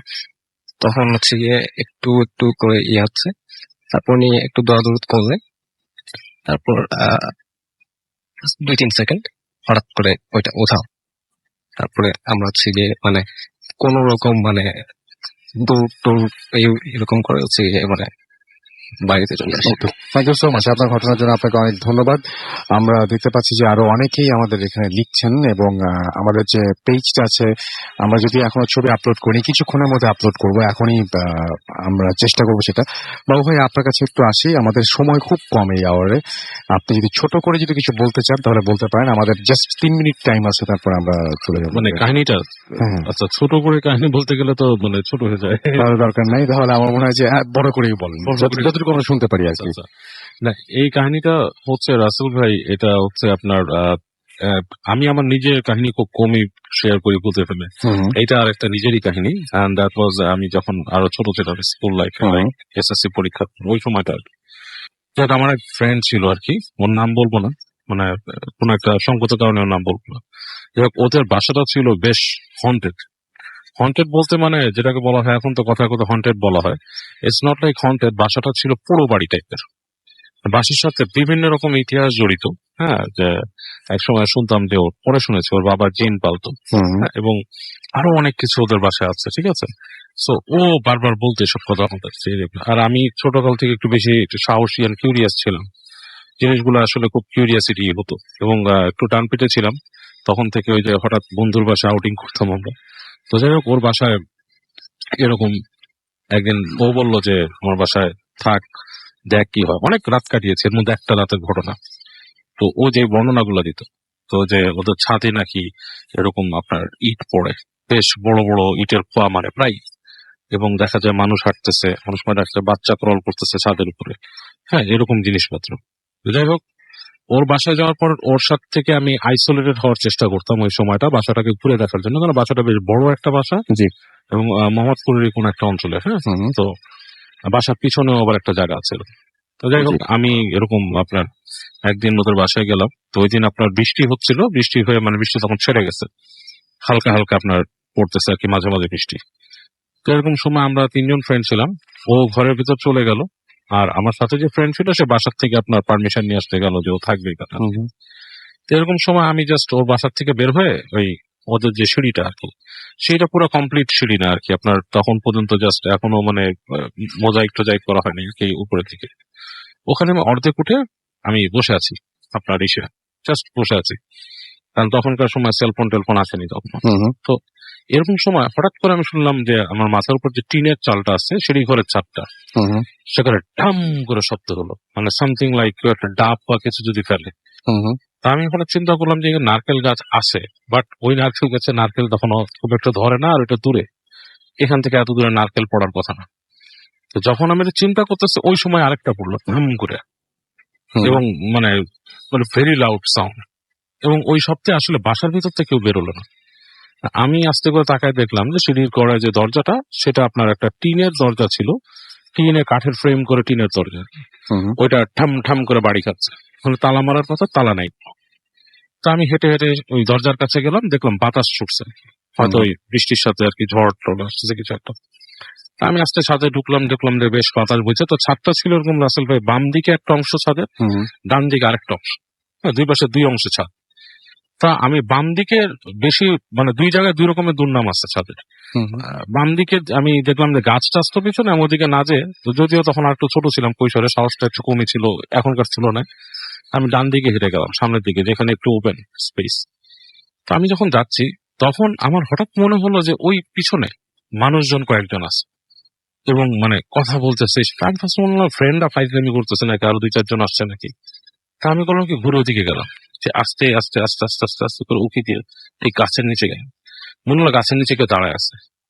ঠিক আমি যখন কাছে গেছি রাসেল ভাই, মনে হলো যে ফট করে বাতাসে মিলে গেল এবং কিছুই নাই। ফট করে তো আমার গায়ের লোমগুলো পুরো শিরশির করে দাঁড়ায় গেল। এবং আমি যখন তাড়াতাড়ি আবার নেমে গেলাম ওখান থেকে, নেমে যায় তখন আমার পিছনে কিন্তু দরজাটা ধাম করে বন্ধ হয়ে গেছে আবার। ওই যে টিনের Okay. দরজাটা বাড়ি খেয়ে বন্ধ হয়ে গেছে। হুম হুম এবং আমি শব্দ পাচ্ছি নিচের যে সিঁড়ি দিয়ে কেউ ধুক ধুক ধুক করে নেমে যাচ্ছে দৌড়ায়, মানে অ্যাজ ইফ লাইক কেউ উপরে ছিল, দৌড় দিয়ে সিঁড়ি দিয়ে নেমে গেল নিচে। এবং মানে এই ঘটনার পুরো বলতে গেলে অনেক সময় লাগবে রাসেল ভাই, আমি এতটুকু শেষ করে দেবো এটার। না না বলেন, আরেকটু বলেন, আরেকটু টাইম আছে। আচ্ছা যাক, তো আমি ওখান থেকে নেমে আসলাম, এসে ওই ফ্রেন্ডকে খুঁজলাম কিছুক্ষণ, ওকে বলে পরে বের করলাম, বললাম তোর বাসায় এরকম শব্দ পেতেছে। ও বলে যে থাক দেখ আরো কিছু পাস নাকি, এরকম কিছু হয় নাকি দেখ, এরকম মানে জিনিসপত্র প্রায় শুনে মানুষ। তো আমি ওখান থেকে নামছি, নেমে আপনার ওদের বাসার নিশ্চয় একটা হসপিটাল ছিল, একটা হসপিটাল, তো খুব ছোট হাসপাতাল, বুঝেন তো, মানে 7-8 কাঠা জায়গার উপর কতটুকু হতে পারে। তো নেমে ওখান থেকে আসলাম, এসে হেঁটে সামনে গেলাম, সামনে গিয়ে দেখি সব বন্ধ হয়ে গেছে। আবার যখন ব্যাক করে আসতেছি তখন মনে হচ্ছে ঠিক ওদের বাসার বাম দিক থেকে ঢুকে সিঁড়ি ঘরে ডান দিকে পেছনের দিকে চলে যায়। ওই জায়গায় মনে হচ্ছে যে মানুষ বুঝবুঝ করতেছে কিছু, লাইক কয়েকজন মানুষ একসাথে বসে কথা বললে করলে যেরকম হয়। এবং আমি কিছুক্ষণ দাঁড়ায় থেকে চিন্তা করলাম যে আমি কি যাবো দেখতে, আসলেই কেউ আছে, বা আমি আমার মাথায় মাঝে মাঝে কাজ করতেছিল আমাদের 2-3 জন দুষ্ট বন্ধু আছে যে ওরা ওখানে বসে আছে ভয় দেখানোর জন্য। তা আমি এক পর্যায়ে সাহস করে না গেলাম রাসেল ভাই, গেটে যে, তো যখন ডান পাশে বাম পাশেও তো একটা ঘর ছিল ভাড়া দেওয়ার জন্য আর কি, ওগুলাতে ভাড়াটিয়া নেই। আমি যখন ঘরগুলো পার হচ্ছি তখন না আমার খুব ভয় লাগলো, কারণ আমি দেখলাম জানলা দিয়ে দেখতেছি ঘরের ভিতরে পুরো ফাঁকা, কোনো মানুষ নেই, পুরো ফাঁকা। এবং সামনে যাচ্ছি, গুজগুজ শব্দ শুনতেছি, ঠিক 2-3টা রুম পার হয়ে যখন পিছনে চলে আসলাম, ওখানে গাছ ছিল কয়েকটা, ওখানে এসে দেখি যে কেউ নাই, পুরোই ফাঁকা। এবং আমি জানতাম ওখানে 2টা কবর আছে, আমার ফ্রেন্ডের মানে মানে যেটা ভাই ছিল কবর ওখানেই দেওয়া হয়েছে। ওকে, হ্যাঁ, তো সেখানের সাথে হয়তো এটার কোনো একটা কোনো কানেকশন। একটা কানেকশন আছে। এবং মানে আমি যখন ওই জায়গায় এসে জায়গাটা দেখলাম তখন আমার গায়ের উপর শিরশির একটা মানে অনুভূতি হয়ে গেল যে কিছু একটা মানে সামথিং ইজ রং। এবং ওই অনুভূতিটা আসলে ব্যাখ্যা করার মতো না আছে, ওকে, মানে কোনোভাবে আমি ব্যাক করে আসছি, মানে ওখান থেকে আস্তে আস্তে আস্তে উঠে ওখানে চলে আসলাম। তা আমি কয়েকটা জিনিস ডিসকাস করতে চাচ্ছিলাম, যে কমন কিছু জিনিস রাসেল ভাই, যে ভয় পাওয়ার ব্যাপারে, যে ছাদ বাড়ি এগুলা কিন্তু মানে it's like a normal thing. ছাদ মানেই মানে কিন্তু যে কোনো মানে পুরো ভাত হওয়া লাগবে না, যে কোনো ছাদের মধ্যে অনেক কিছু থাকে। রাতের বেলা মানুষ কিছু কিছু সময় আছে অ্যাভয়েড করতে হয় ছাদগুলো। এই ভূত এফএম থেকে ফেরার সময় আমি অনেক কিছু এক্সপিরিয়েন্স করেছি এরকম। একদিন যেমন গাড়ি দিয়ে ব্যাক করে আসছি, ঠিক ঠিক নজরুল ইসলাম রোডের কাছ থেকে মনে হলো 20-25টা কুকুর গাড়ির পেছনে আসলো, এবং আমি একা ছিলাম গাড়িতে। এবং আমি যখন গাড়ির থেকে নামতেছি কুকুরগুলো সব সার্কেল করা গাড়িটাকে। তা আপনাদের ড্রাইভার ছিল তখন, সে বলতেছে যে আমি কি দাঁড়াবো, আপনার কুকুর যদি ধরে? তাই আমি বলছেন আপনি যান। আমি খুব ভয় পাচ্ছি। তারপর আমি বাসায় ঢুকছি, ও চলে গেছে। আমি গ্যারেজে যতক্ষণ দাঁড়াইছিলাম প্রত্যেকটা 10-15টা কুকুর ওখানে দাঁড়ায় ঘেউ ঘেউ করতেছে, কুকু করতেছে। মানে সিম্পলি আমি বাসায় এসে গোসল করে দোয়া পড়ছি এবং তারপর আমার জিনিসটা এরকম হয়েছে। ওকে, থ্যাংক ইউ সো মাচ বাবু ভাই, থ্যাংকস ফর কামিং। এবং আমরা সরাসরি একটা বিজ্ঞাপন বিরতিতে চলে যাব, এবং বিজ্ঞাপন বিরতির পরে আমরা একটা অডিও ক্লিপে চলে যাই না? বিজ্ঞাপন বিরতির পরে নাকি অডিও ক্লিপ গুলো গেস্টদের পরে? আচ্ছা ওকে, তাহলে আমরা সবার লাস্টে অডিও ক্লিপ প্লে করবো। তো আমরা ছোট্ট একটা বিরতি নিচ্ছি, দেখি এই বিরতির মাঝখানে ছবি আপনাদের আপলোড করে দিতে পারি কিনা। এবং বাবু ভাই thank you so much, thanks for coming. এবং আমরা চলে যাচ্ছি বিরতিতে, ফিরে আসছি একটু পরে। আমাদের সঙ্গে থাকবেন স্টে টিউনড রেডিও ফুর্তি এফএম এন্ড ডু ফুর্তি। Fight from the eyes coming through.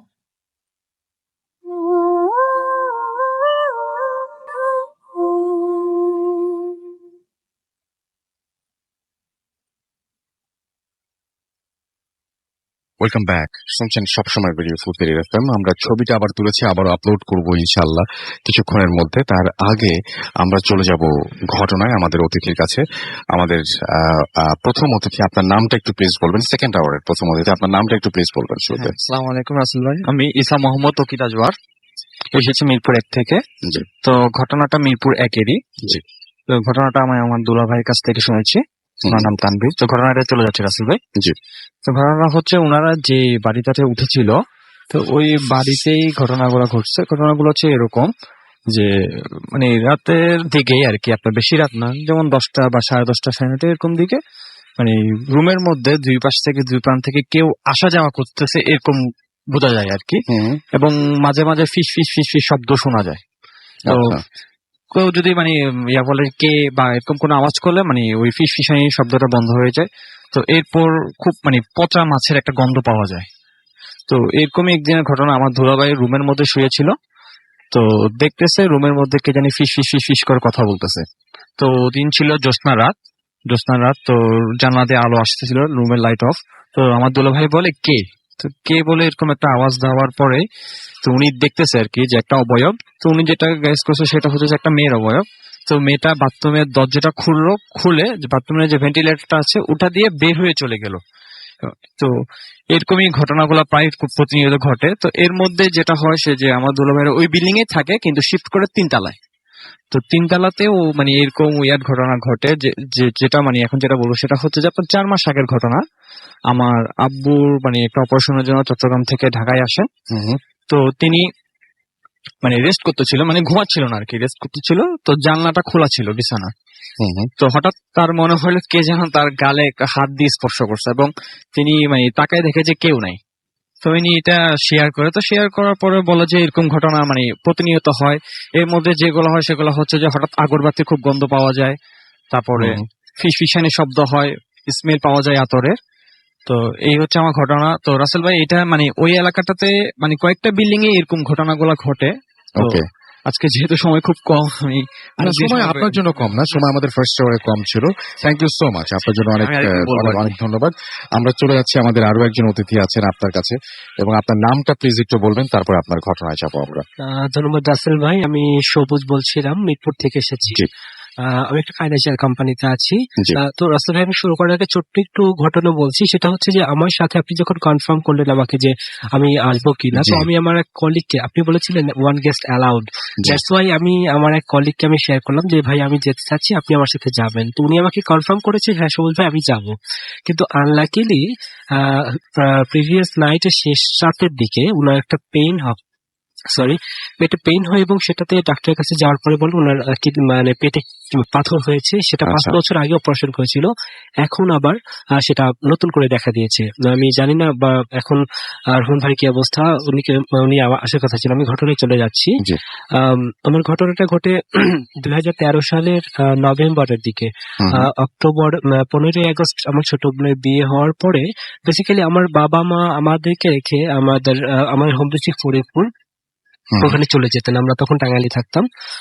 তো টাঙ্গাইলে আমি যে বাসাটাতে থাকি, এটা বেশ বড় একটা স্পেস। আপনি হয়তো চিনবেন শহীদুজ্জামান সেলিম যে আছে, তার নানা বাড়ি এটা।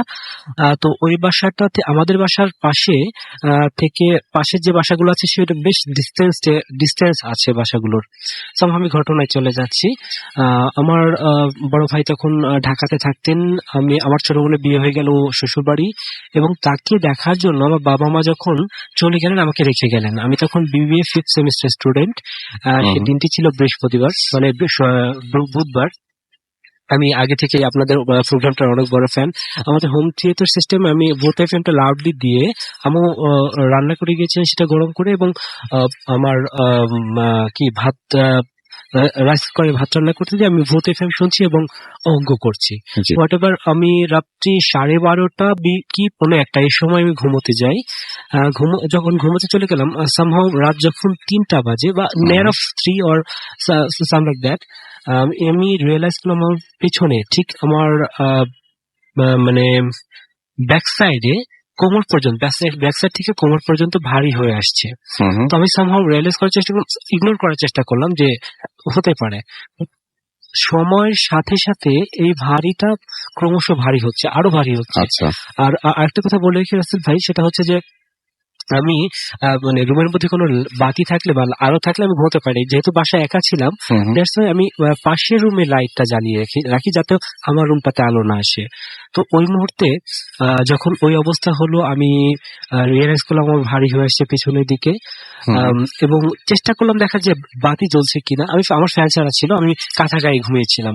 বাট একটা সময় যখন আমার ঘরে পেন্ডুলামের ঘড়ির কাঁটাটা দুলছে, লাইটের আলো ওইরকম ভাবে আসছে, ঠিক ওই মুহূর্তে আমার পিঠে 5 আঙ্গুলের একটা আঁচড় আসলো এবং আচ্ছা সেটা খুবই মানে অদ্ভুত লাগলো আমার কাছে যে এটা এরকম হওয়ার কথা না। তো যাই হোক, ওইরকম হওয়ার পর আমি ইগনোর করার চেষ্টা করলাম, হয়তো সামহাও আমার কাঁথা কোনো টাচ লেগেছে, আমি এটা অনুভব করছি। বাট সত্যি যে ঘটনাটা ওইরকম হয়েছে এবং ভারীটা ক্রমশ আরো ভারী হতে লাগলো, অন্ধকারটা আরো অন্ধকার, মানে অন্ধকার লাগছে।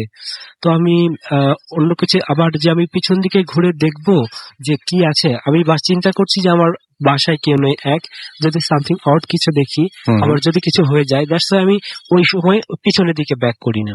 দেন ঠিক তার কিছুক্ষণ পরেই আবার খুব আলতো করে 5 আঙ্গুলের যে আঁচড়টা, সেটা পিঠ থেকে আমার ঘাড় থেকে একদম কোমর পর্যন্ত চলে আসে এবং আচ্ছা তখন আমি মানে যতগুলো সূরা জানি সবগুলো পড়া শুরু করলাম। ইভেন শেষ হয়ে যাচ্ছে আবার রিভাইজ করছি, কিন্তু আমি একটা জিনিস রিয়ালাইজ করলাম যে আমার যে ভারী হয়ে যখন আপনি রিয়ালাইজ করবেন যে আপনার পিছন দিয়ে যদি কেউ জি যায়, আপনার বুঝবেন যে কেউ একজন গিয়েছে, কিন্তু আমি বুঝতে পারছি আমার পিছনে কেউ একজন আছে। হুম হুম, আমি একবার সাহস করছি যে আমি তাকাবো, আবার সাহস করছি না যদি কিছু হয়ে যায়।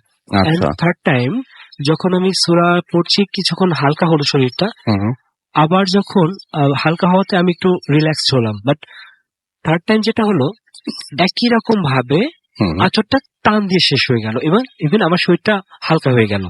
আচ্ছা হালকা হয়ে যাওয়ার পরে আমি একে তো প্রচুর ভয় পেয়েছি, বাসায় আমি একা, আমি কাউকে সে মানে বলতেও পারবো না, ডাকতেও পারছি না, এবং পিছনের দিকে তাকিয়ে যদি কিছু দেখি ওই করতে পারি না। জামা আমি ঘুমিয়ে যাই। ঘুমিয়ে যাওয়ার পরে সকালের দিকে যখন আমার মানে আমি যেই দিকে মুখ করে শুয়েছিলাম, ঠিক তার অপোজিটেই ছিল আমাদের ইলেকট্রিসিটি যত সমস্ত সুইচ গুলো ছিল, আচ্ছা আমার মশারি টাঙানো ছিল।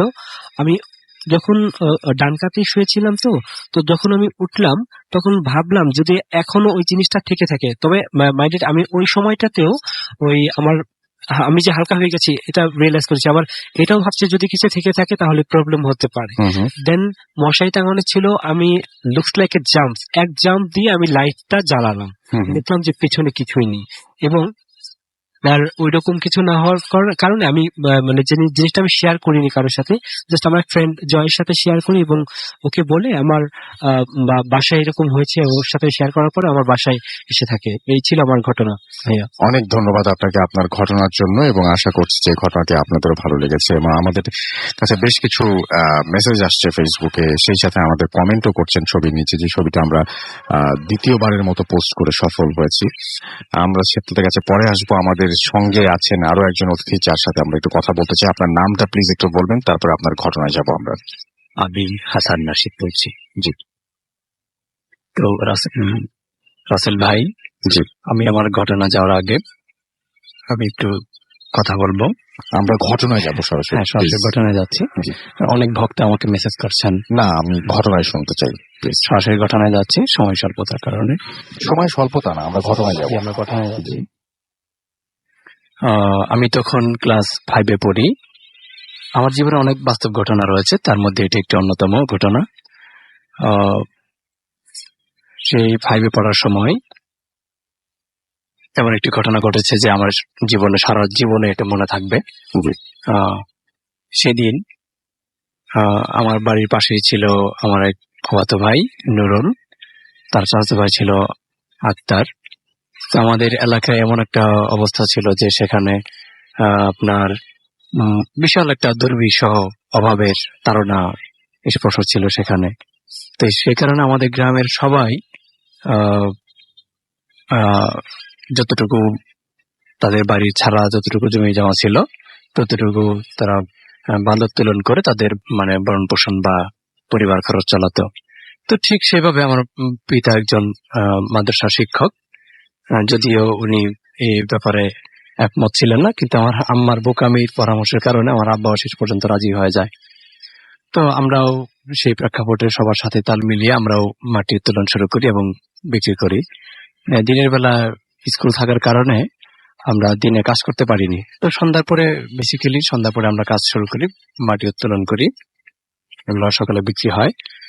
তো একদিন আমরা রাতে কাজ করতেছি, তখন কাজ করতে করতে কখন যে রাত 12টা বেজে গেছে আমরা বুঝতে পারিনি। হঠাৎ আমাদের কানে একটা বিকট শব্দ এলো। তো বিকট শব্দ আসার পরে আমরা ভয় পেয়ে গেলাম। আমরা সেই পুকুর থেকে অর্থাৎ গর্ত থেকে আমরা উপরে উঠে এলাম, উপরে উঠে দেখি যে চারপাশে দরাদরি খুব হাও মাও কান্নাকাটি, অনেক চিৎকার, এত চিৎকার যে মানে একেবারে থমথম বিরাজ করছে এলাকায়। তো যাই হোক, আমরা সবার সাথেই দৌড়িয়ে আমাদের বাসা থেকে 50 গজ দক্ষিণে নুরুলদের বাসা, ঠিক সেখান থেকে আওয়াজটা আসছিল। তো আমরা সেদিকে গেলাম, গিয়ে দেখি যে তাদের বাসায় যে একটা শ্যামলা গাছ ছিল, সেই গাছটি ওই পুকুরে ধসে পড়ে এবং তারাও সেখানে ওই পুকুর থেকে আমাদের মতো রাতের বালু উত্তোলন করছিল। তো এবং নুরুলের মা, মানে আমাদের নূরের ফুবু বলতেছিল যে তার ছোট ছেলে বাবু সেখানে ছিল, সে ওখানে পড়ে মানে চাপা পড়ে গেছে। তো এই কারণে সবাই আরো ইয়ে হচ্ছে, মানে তাড়াহুড়া করছে বিয়ে করার জন্য। তো আমরা সবাই কোদাল নিয়ে মাটি কাটা শুরু করে দিলাম। ঠিক সেই মুহূর্তে মাটি কাটতে কাটতে ওই বের হলো, বাবুর লাশ আমরা দেখতে পেলো। তারপর কান্নার হাজারি শুরু হয়ে গেল। তো এক পর্যায়ে রাতের সকালবেলা জানাজা হলো। সকালে জানাজা শেষে সারাদিন আমরা মোটামুটি এভাবেই কাটালাম। তো সারাদিন শেষে সন্ধ্যার সময় এমন অবস্থা গেল যে ঘটনাটা সন্ধ্যার সময় কি হলো যে আমরা প্রত্যেক রাতেই চোখ ফুলান্টি খেলি। তো এরকম প্রত্যেক দিনই মোটামুটি গ্রামের 10-12 জন ছেলে মেয়ে মিলে আমরা খেলি। তো সেদিন আর আমরা খেললাম না। কিন্তু রাত সন্ধ্যা পার হয়ে যখন রাত 9টা-10টা হলো, তখন হঠাৎ করে নুরুল আক্তার এসে ডাকছে। তো ডাকতেছে যে হাসান কোথায়? আমি দরজা খুলে দেখি যে তারা। বললাম যে তো এখন কেন, আজকে তো খেলবো না, আমার খুব ভয় করছে। ঠিক সেই সময় বলতেছে যে আসো আমরা খেলবো। আমি বললাম যে ছোট লিটন তারা কোথায়? তখন সে বলল যে তারা খায়ের আড়াতে আছে, তুমি ওখানে চলে আসো। তো আমি ঠিক আছে, সে এই কথা বলে চলে গেল, আমি ওখানে চলে গেলাম। তো আমরা আগে থেকে শুনে আসছি যে খায়ের আড়া এখানে নাকি রাতের বেলা হাতি টাতি বের হয়, ভূত বের হয়। কিন্তু তারপরে যেহেতু আমরা 10-12 জন, ভয় হবে না, আমি সাহস করে চলে গেলাম। তো কিন্তু যাচ্ছি তাদেরকে ডাকছি, এই নুরুল, এই আক্তার, দাঁড়া, আমাকে সাথে নিয়ে যা। কিন্তু তারা আমার আগে আগে চলতে লাগলো এবং চলে গেল। আমিও তাদের পিছনে গেলাম। কিন্তু যাওয়ার পরে দেখি যে মানে তারা কোথায় যেন মিলিয়ে গেল। আমি আর ভাবতে লাগলাম যে কোথায় গেল তারা। হঠাৎ করে আবার এদিকে লিটন, ছুটন, নিপন, মূল ঘটনায় আসি আমরা প্লিজ। সেই সময় আমি এক প্রকার আমার হাত পা ঠোঁট কাঁপতে লাগলো। আমি এক প্রকার অজ্ঞান অবস্থায়, এই দিক থেকে মানে কেমন জানি ছমছম আওয়াজ হচ্ছে, মানে এরকম পাথর বইছে। আমার কাছে মনে হচ্ছে বিশাল একটা ধৈর্যঝড় বইছে। কিন্তু ঠিক আমি আর মানে ওখানে টিকে থাকতে পারছি না। তারপরে এখন কি করব 7-5 না ভেবে আমি পিছনে ফিরে একটা দৌড়ে বাসায় চলে এলাম। তো বাসায় চলে এসে আব্বা বলে এক চিৎকারে অজ্ঞান হয়ে পড়ে গেল। সো মাচ আপনার ঘটনার জন্য আপনাকে অনেক ধন্যবাদ।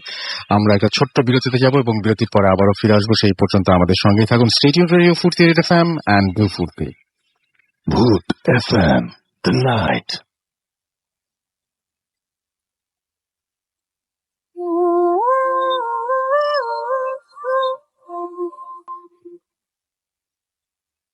The night comes alive with গ্রামীণ ফোন। শুনছেন সবসময় রেডিও ফুর্তি এফএম। আমরা সরাসরি চলছে ভূত FM.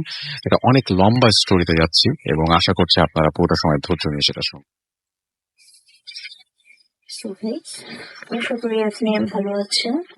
Well, it's my apology. I just don't want to share any of my personal information because আমি আমার যে এক্সপিরিয়েন্সটা শেয়ার করতে যাচ্ছি, সেখানে আমি আমার অনেক এক্সপিরিয়েন্স বলেন or আমি অনেক কিছু করেছি যেটা it was very related with the experience I faced or এটা আমার লাইফের অনেক বড় একটা ঘটনা, যেটার মধ্যে অনেক ইনফরমেশন আছে যেটা আমি চাচ্ছি না অনেক মানুষ অনেকেই জানুক যারা আমাকে খুব কাছের থেকে জানে না। সো এটার জন্য আমি আমার আইডেন্টিটা হাইড করলাম। Very sorry for that. Well, এবার আমি আমার স্টোরিতে মুভ অন করি। It was 2005. আমরা মালিবাগে মুভ করি, আর সেটা মার্চে। শীত চলে যাচ্ছে, গরম চলে এসছে, এরকম একটা সময়। আমাদের ফ্যামিলি মেম্বার খুব ছিল না, জাস্ট আমি, আমার মা আর আমার বাবা, এই তিনজনই ফ্যামিলি মেম্বার। তো আমরা যে বাসাটাতে মুভ করি, ওই বাসাটা হচ্ছে একটা গ্রাউন্ড ফ্লোর একটা বাসা। গ্রাউন্ড ফ্লোর বাসা হওয়াতেও বাসাটা ভেরি ওয়েল ভেন্টিলেটেড ছিল, লাইটিং এর ব্যবস্থা অনেক ভালো ছিল, ন্যাচারাল লাইট খুব ভালো মতো আসতো। নেভার শোড যেটা it could be haunted house, এটা আমার হন্টেড হাউসের পিকচারটা কখনোই শো করেনি, অন্য একটা বাসা ছিল। সো আমরা বাসাটাতে মুভ করি, বাসাটা একটু ডিসক্রাইব করি লোকেশনটা, বিকজ ইটস ভেরি ইম্পর্টেন্ট লোকেশনটা জানা, কারণ এটা কিছুটা relate with my experience. So বাসার লোকেশনটা ছিল completely east of the Malibag BT Road and Malibag বাজার রোড। একটা সাইড থেকে হচ্ছে মালিবাগ বাজার রোড শেষ হয়ে যাচ্ছে, আর আরেকটা সাইডে ছিল বাসার কমপ্লিটলি মালিবাগ ডিআইটি রোডের স্টাডি। তো বাসাটা ছিল একদম দুটা রোডের মাঝখানে। সো এখান থেকে হচ্ছে এমন একটা বাউন্ডারি, যে বাউন্ডারি দিয়ে অন্য কোনো ওয়ে নেই বের হওয়ার। সো কমপ্লিটলি একটা কর্নারে একটা এজে এরকম একটা জায়গাতে ছিল বাসাটার পাশে। একটা গ্রাউন্ড ফ্লোর বাসা ছিল, এন্ড আরেকটা সাইডে ছিল একটা huge garments. I think probably some people can already detect the location, সেটা কোথায় হতে পারে। তো ওইখান থেকে যাওয়া আসা করার একটাই ওয়ে ছিল ওই বাসা থেকে বের হওয়ার, আর ওই ওয়েটা ছিল হচ্ছে মালিবাগ শাহী মসজিদের ওইখান থেকে বের হওয়ার যে জায়গাটা সেটাই। So completely free of the Malibagh আমার একটা প্লেসে ছিল বাসাটা। তো এবার আমি আমার বাসাটার তিন সাইড থেকে ডিসক্রাইব করি। বাসাটা ছিল দুটো ইউনিটের, আর আরেকটা ইউনিট ছিল বাড়িওয়ালাদের। বাড়িওয়ালাদের এন্ট্রান্স ছিল ডিফারেন্ট সাইডে, একই রাস্তা দিয়ে যেতে হয়, বাট আমাদের ব্যাক সাইডটাতে ছিল হচ্ছে ভাড়াটিয়াদের জন্য। সেটা হচ্ছে বাড়িওয়ালাদের মেইন গেটটা ক্রস করে, এন্ট্রান্সটা ক্রস করে, দেন আমাদের একদম চিপা গলি দিয়ে শেষ মাথায় যে ভাড়াটিয়াদের যাওয়া আসার ওয়েতে ছিল। তো এরকম একটা বাসা ছিল, দুইটা ইউনিটের বাসা, খুবই ছিমছাম বাসা, কোনো সমস্যা নাই, খুবই nice and very very warm বাসাটা। তো আমাদের যে পাশে নেইবার ছিল তাদের একটা নাম আমি না বলি। তো তারাও ছিল খুবই স্মল একটা ফ্যামিলি, জাস্ট ভাই বোন মা বাবা এই কয়জনই। তো সেটাও মানে বেশ ভালোই, ছোট পরিবারের জন্য আমরা অনেক হ্যাপি ছিলাম বাসাটাতে। সো হোয়াট হ্যাপেন, আমরা বাসাটাতে মুভ করার জাস্ট 1 উইকের মধ্যে ঘটনা শুরু হয়। তো ঘটনাটা শুরু হয় আমাকে দিয়ে। আমি রাত্রিবেলা এরকম বসে গান শুনছিলাম আফটার মাই স্টাডি। তো এই গান শুনছি, হঠাৎ করে আমি জানলা দিয়ে, আমাদের জানলার গ্লাসটা একটু বর্ণনা দিই। ওই কিছু গ্লাস আছে যে গ্লাসটা জাস্ট এমনি ব্লার করা থাকে, কাঁচের গ্লাস, এটা কমপ্লিটলি ব্লার করা থাকে। জাস্ট ওইখান থেকে কেউ মানুষ অথবা কেউ কোনো কিছু যদি ছায়া থাকে, ইউ ক্যান কমপ্লিটলি আন্ডারস্ট্যান্ড যে এটা একটা মানুষের ছায়া, এটা একটা গাছের ছায়া, but you just can not see, আপনি এটা দেখতে পারবেন না যে এটা কোন মানুষটা যাওয়া আসা করছে। আর লাইট ওখান থেকে ভালোই আসে, তো লাইট সোর্সটা আলো থেকে লাইট আসছে। আমি বসে গান শুনছি, হঠাৎ করে আমি আমার জানলার সামনে একটা গলি ছিল ছোট, ঘড়ির মধ্যে একটা ঝপঝপ করে শব্দ শুনলাম, যে কি জানি একটা ঝপঝপ করে যাচ্ছে। তো আমি তাকানোর পরে নোটিস করলাম যে একটা, মনে হচ্ছে একটা হিউজ সাইজের হিউম্যান ফিগার, উপরের সাইডটা, মাথার উপরের সাইডটা কমপ্লিটলি একদম খেজুর গাছ বলেন আর নারিকেল ছোট গাছ বলেন, ওরকম নারিকেল গাছের মতো পাতার মতো, খেজুর গাছের পাতার মতো ওরকম মানে ছড়ানো। এটা আমার কাছে খুব weird লাগে। আর এই জিনিসটার পাঁচ সেকেন্ডের সাথে একটা সাউন্ড হচ্ছিল ঝপঝপ। And এই জিনিসটা পাস করছে ইন দ্য মোমেন্ট, ঠিক সেই মোমেন্টে আমার কম্পিউটারের যে প্লাগটা ছিল সেটা হচ্ছে স্পার্ক করা শুরু করে। স্পার্ক করতে করতে ওটা পাস করে আর আমার কম্পিউটার প্লাগটা ব্লাস্ট হয়ে আমার কম্পিউটারটা বন্ধ হয়ে গেছে। তো আমি জিনিসটা দেখে খুব অবাক হয়ে গেলাম যে এটা কেন হলো। তো দ্যাট টাইম আমি আদার্স অনেক লিসেনার্স এর মতো যেগুলোতে কখনো বিশ্বাসও করতাম না, এই হন্টেড জিনিস আমার বিশ্বাস ছিল না, বিলিভ করতাম না, দেখার অনেক ইচ্ছা ছিল। সো আমি এটা একবার ওর জন্য চিন্তা করিনি যে এটা কোনো হন্টেড কিছু হতে পারে। আমি এটা জাস্ট কমপ্লিটলি থিঙ্ক করে নিয়ে এটা কোনো চোর হতে পারে, বিকজ এখানে চোর ডাকাতরা যাওয়া আসা করে। তো এটাই আমি ধরে নিই। এটাকে আমি খুব বেশি একটা কিছু মনে করিনি যে জিনিসটা পাস করলো, সাথে আমার কম্পিউটারের প্লাগটা এটাই ব্লাস্ট করলো। তো এটা আমার কাছে খুব রেগুলার নর্মাল ছিল। তো আমি শুয়ে পড়ি আর আমি আমার মাকে পরদিন সকালবেলা জানাই যে দের সামথিং হ্যাপেন, কালকে রাত্রে এরকম একটা কে জানি এরকম হাঁটাহাঁটি করছে আমাদের বাসার যাওয়া আসা দিয়ে। তো আমার মাম চাই যে মেবি এটা চোর হবে, বিকজ উই জাস্ট কেম আর ওরা দেখতে চাচ্ছে যে আমাদের কাছে কিছু আছে নাকি। নেক্সট টাইম থেকে তুমি তোমার রুম লক করবে না, বিকজ বাড়ি বাবা অনেক চোরের জায়গা। সো অ্যাজ শি সাইড আমি রুম লক করতাম না, আমি আমার রুমের দরজা খুলে ঘুমাতেছিলাম। But every morning she use to come back in my room আর আমাকে একটা জিনিস নিয়ে চিল্লাচিল্লি করতো। আমার মাম মানে আমাকে বলতো, তোমার রুমের দরজা লক করে কেন ঘুমাবো তুমি? Then আমি এই জিনিসটা কখনোই বলতে পারিনি আমার মাথায় রাখতে, আমি রুমের তো দরজা লক করি নাই, দরজা লক হয়ে যায় কিভাবে? সো সামটাইমস আই থট, আমি আমাকে নিজেকে রেশনালাইজ করি, আমাকে রিজন দিতে থাকি লজিক্যালি যে মেবি আমি রুমের মধ্যে ওয়াশরুমে গিয়েছি, আমার যে সেটা মনে নেই, তার জন্য আমি রুমটা লক করে ঘুমা করছি। তো এভাবে করে বেশ কিছুদিন যায়।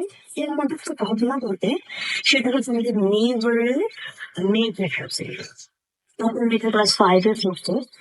তো ওর মা বাইরে ছিল, জব ছিল, বাবাও ছিল না বাসায়, ওর ভাইও চলে গেছে কোচিং এ।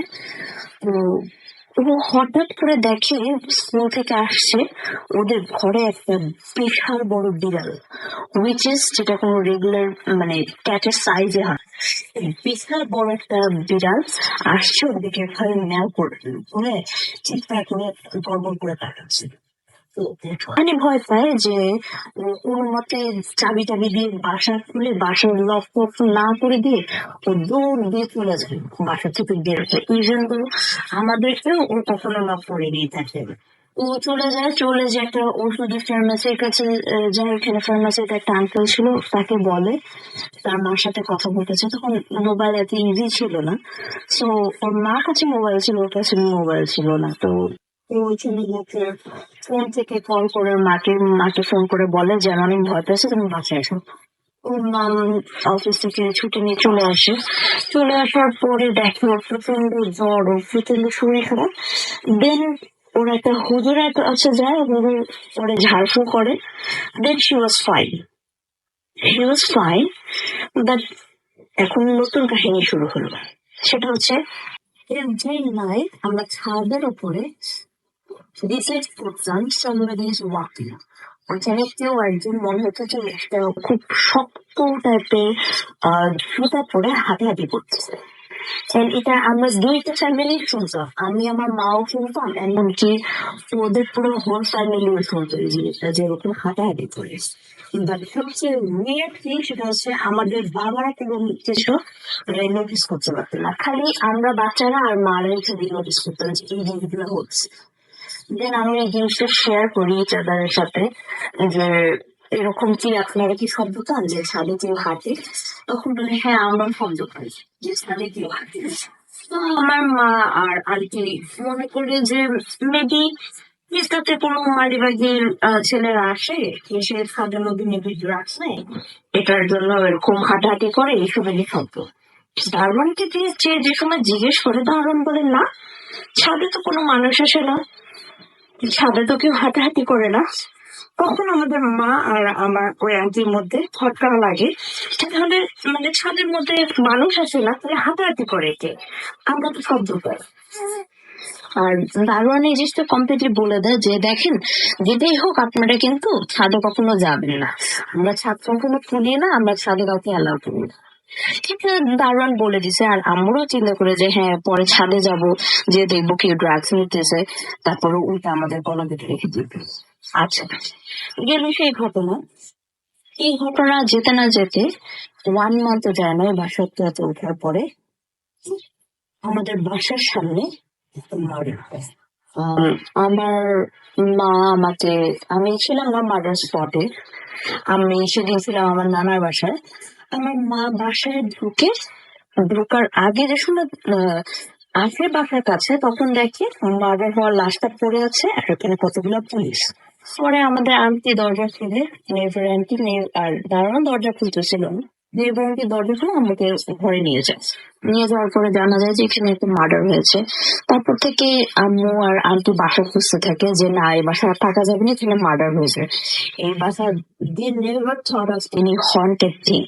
ওরা চিন্তা করে এখানে মার্ডার হয়েছে, এখানে আরো অকারেন্স ঘটতে পারে, আমাদের বাচ্চা মেয়ে আছে, এদের সাথে কিছু একটা ঘটলে সমস্যা, এটার জন্য ওরা বাসা খোঁজা শুরু করে। দেন একটা বাসার সাথে ওদের কথা হয়, আমার মা আর আন্টির কথা হয়। আমার মা আর আন্টি দুজন দুটা ফ্ল্যাট নিবে বাসাতে। আর বাসাটা কনস্ট্রাকশনের কাজ চলতেছে, 2 মাসের মধ্যে কনস্ট্রাকশনের কাজ শেষ হয়ে যাবে। দেন আমরা অলরেডি অ্যাডভান্স পে করে দিয়ে আসছে যে আমরা 2 মাস পরে এই বাসায় উঠে যাবো। সো আমরা এই বাসাটা ডিসাইড করেছি আমরা 2 মাসের জন্য আসি। 2 মাসের জন্য আছি, এটা ডিসাইড করতে না করতে হোয়াট হ্যাপেন, 2 মাস যাওয়ার মধ্যে শুরু হয় বিভিন্ন ধরনের ছোটখাটো অত্যাচার ভূতের।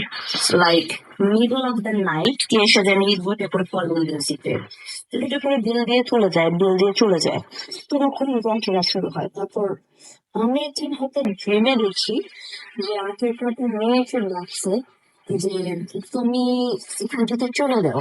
তো আমি এসে বলছি যে কেন যাবো, কোথায় যাবে তুমি? Then she was saying যে আমি এখানেই থাকি। Then I was asking, তুমি এখানেই থাকো? এখানে তো আমি থাকি। Then she was saying যে তোমার যে বেড, এই বেডটার নিচে আমার কবর। I was so freaking scared. আমার বেডের নিচে মেয়েটার কবর মানে। দেন she said যে এটা তো অনেক বড় বাগান ছিল, আম বাগান ছিল, আমাকে এখানে মেরে দাফন করে দিয়ে চলে গেছে। তোমার বেডের নিচে আমার কবর, ওরা তোমাদেরকে যেতে দিবে না, ওরা তোমাদেরকে মেরে ফেলবে, তোমরা এখান থেকে চলে যাও। Then I was asking ওরা কি। Then she just screamed and she just got vanished. আমি ঘুমের থেকে উঠে যাই। It was so weird for me. Then আমি আমার মার সাথে যে ব্যাপারটা শেয়ার করি যে মা আমি দেখেছি। আমার মা এই স্বপ্নটা দেখার পরে তখন বলে যে যদি এ বাসায় কবর থাকে তাহলে এই বাসায় আসলে সমস্যা আছে। যখন স্বপ্ন এই ধরনের দেখেছো তাহলে তুমি রুমটা চেঞ্জ করে ফেলো, তুমি তোমার বাবার রুমে শিফট হও, আর তোমার বাবা একটা সময় তোমার ঘরে, তুমি রাতে তাহলে ওই ঘরে আর থাকবে না। Then as my mom said, আমরা চেঞ্জ করি রুম, আমার বাবা ওই ঘরে ঘুমায়, আমি বেডে ঘুমাতাম, আমার মা ট্রাউসে ঘুমাতো, এভাবে করে আর কি আমরা ঘুমি। তো এখানে আমি একটা জিনিস স্কিপ করে গিয়েছি। সো এই জিনিসটা দেখার আগে আমি আরেকদিন একটা স্বপ্ন দেখেছিলাম যে বিফোর ফজর আমি ঘুমিয়েছিলাম। তো হঠাৎ করে আমি দেখি যে আমার যে রুম, তখন আমার রুম চেঞ্জ হয়নি, এটা স্কিপ করে দিয়েছি, সে ঘটনাটা বলছি যে আমার রুমের দরজাটা হঠাৎ করে নড়ছে, অনেক জোরে জোরে শব্দ হচ্ছে, জিনিসটা নড়ছে, বাড়ি খাচ্ছে। দেন আমার দরজাটা খুলে যাওয়ার পর আমি দেখি যে একটা figure and it's a white একটা figure মানে মনে হচ্ছে এটা হোয়াইট কালারের কাপড় পরে আছে, এটা চোখ নাক মুখ কিচ্ছু দেখতে পাচ্ছি না।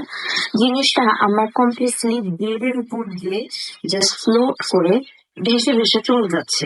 And ওই জিনিসটা মুভ করলাম, সাথে সাথে আমার দরজাটা বন্ধ হয়ে গেল। এরকম একটা জিনিস দেখি। Then I woke up and I thought like it was a dream. Then when I saw that next dream, eliminated ভেবে দেখার পরে I figure out like maybe কিছু একটা আমার দরজাটা এভরি নাইট বন্ধ করে দিয়ে চলে যায়। আর সকালবেলা আমার মা ডিসকভার করে যে আমি রুম লক করে ঘুমাচ্ছি। তো এটার জন্য স্পেশালি আমরা রুমটা চেঞ্জ করে ফেলছি। রুমটা চেঞ্জ করে ফেলি। এর মধ্যে আমি আরো কিছু ইনফরমেশন দিব। সো ইনফরমেশনটা হচ্ছে এরকম, আমি একটা সিডি কিনি। আমি আমার that time আমি খুব ডিফারেন্ট টাইপের মিউজিক শুনতাম, ডিফারেন্ট ডিফারেন্ট টাইপের ব্যান্ড, এদের গান ট্রাফিক স্টাইল। তো আমি অ্যাকচুয়ালি জানতাম না হোয়াট ইজ গথিক রক। তো আমি যাই, then আমি যে এরকম মোটর মার্কেট একটা দোকানে আসলে গথিক রক এরকম কোনো ব্যান্ড দেখতে সিডি আছে আপনাদের। দেন ওরা আমাকে একটা সিডি দেয়, সিডিটার নাম ছিল shadow of the dune, sorry boy ব্যান্ডের নাম ছিল, সিডিটার নাম ছিল শ্যাডো অফ দ্য ডুন। তো শ্যাডো অফ ডুনের আমি সিডিটা নিই। নেওয়ার পরে মানে আমি যে সময় এটা নিয়ে আসছিলাম তখনই জানি আমি এই যে কেমন মানে বাটারফ্লাই ইন স্টমাক এরকম কিছু একটা ফিল করছিলাম। তো নিয়ে আসার পর আমি মানে জিনিসটাকে কেয়ার করিনি। আমি মিউজিক ছাড়ি, মিউজিক শুনতে থাকি। তো তখন আমি শুনতেছিলাম স্পিকারে।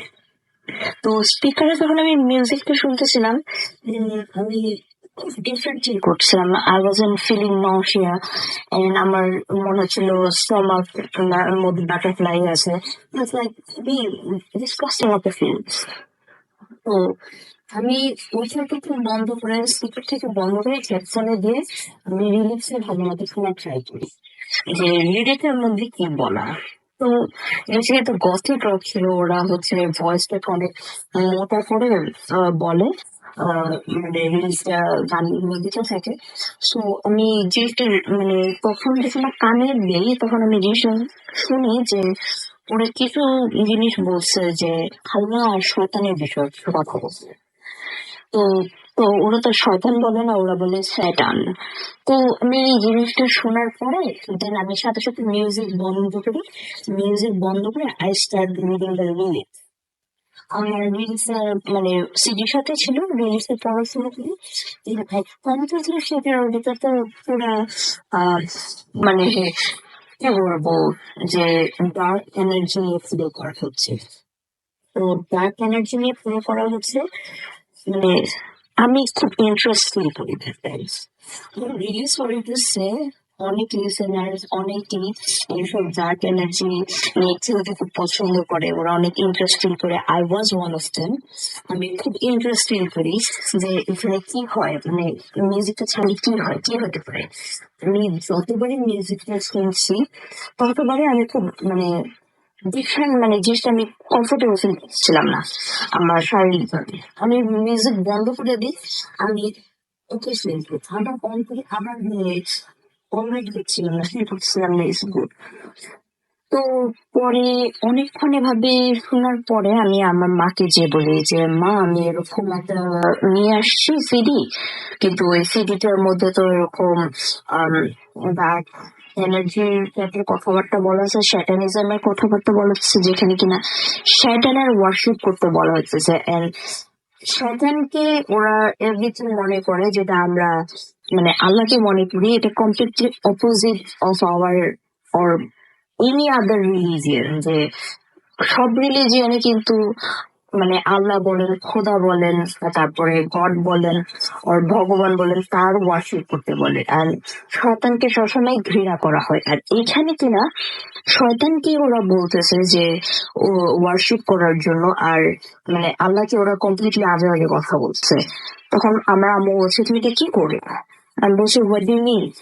আমি বলছে যে এই জিনিস তুমি এখনই ফেরত দিয়ে আসো। তারপরে আমার মা বলে ওকে আজকে রাত হয়ে গেছে, আজকে আর ফেরত দেওয়া যাবে না। বলে একটা কাজ করে কালকে মর্নিংতে আমরা যাবো, যে ফেরত দিয়ে আসবো ওই সিডিটা, তুমি আর এটা সিলেক্ট করবে না। As my mom said, আমি জিনিসটা প্লে করি না, আমি নিজেও তার সাথে কনফিউজ করছিলাম না প্লে করার জন্য। আমি এটা প্লে করিনি, আমি বন্ধ করে রেখে দিয়েছি। বাট তারপর থেকে শুরু হয় ভয়ানক অত্যাচার আমাদের উপর।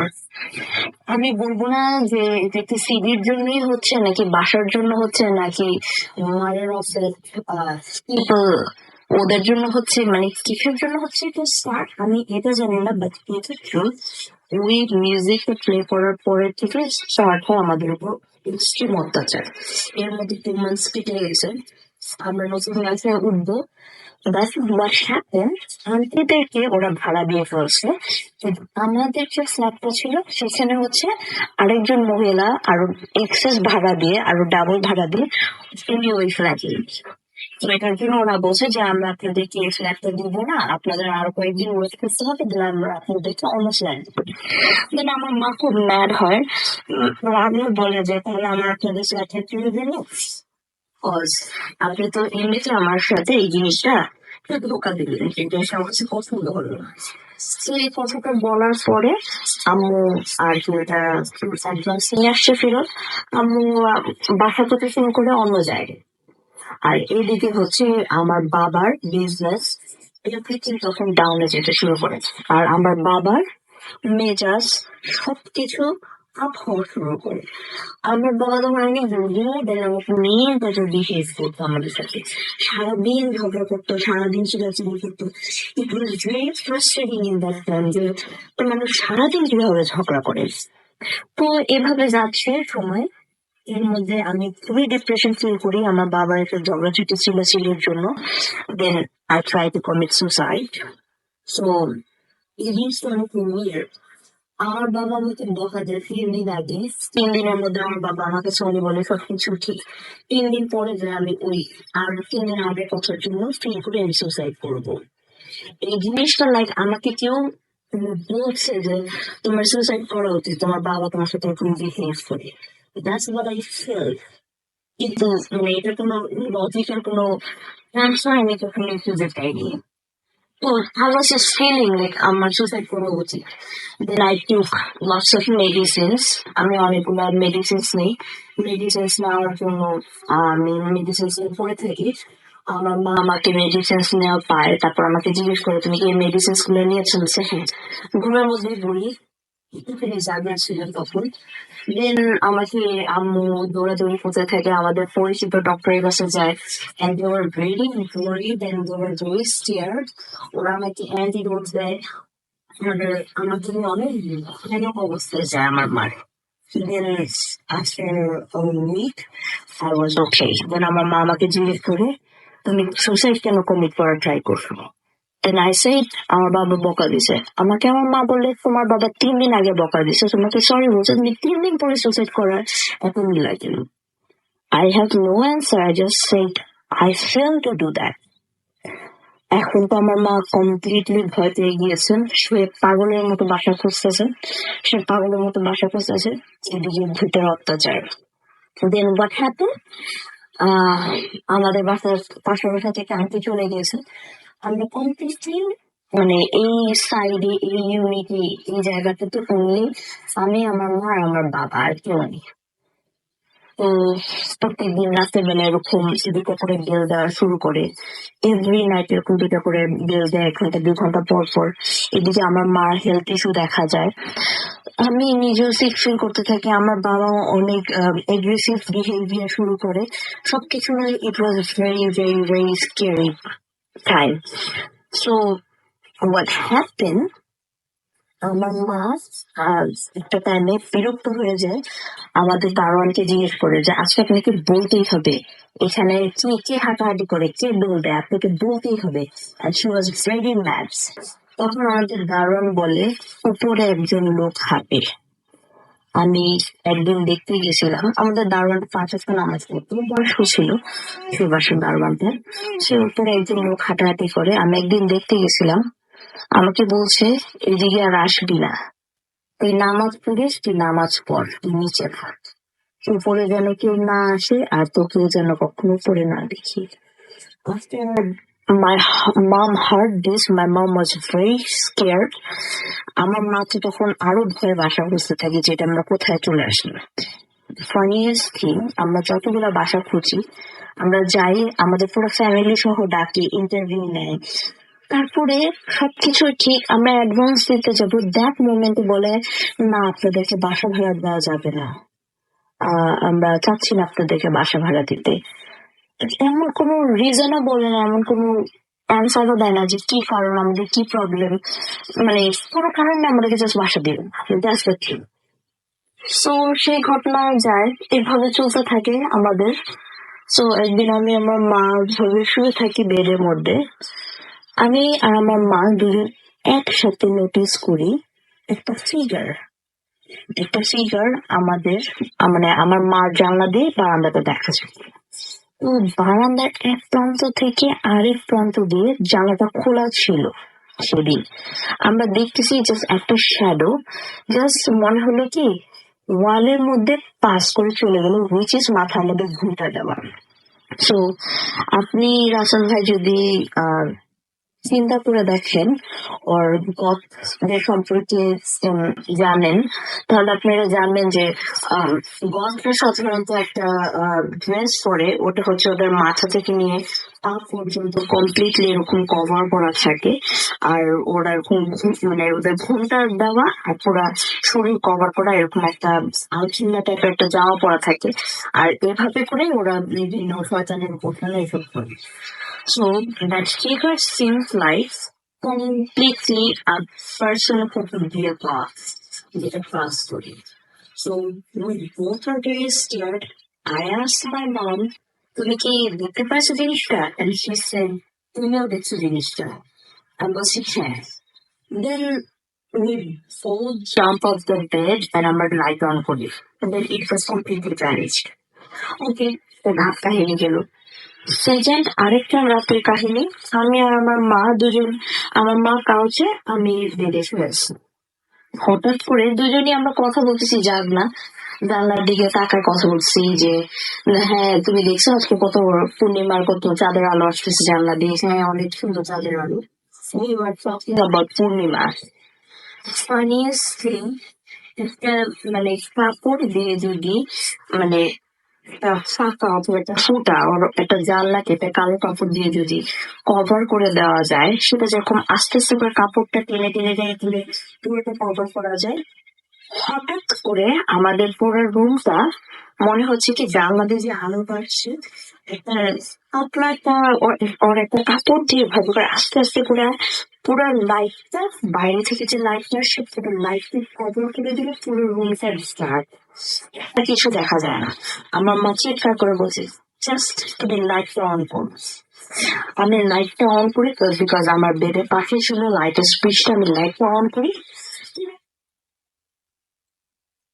এরকম জিনিসগুলো ঘটতে থাকে। দেন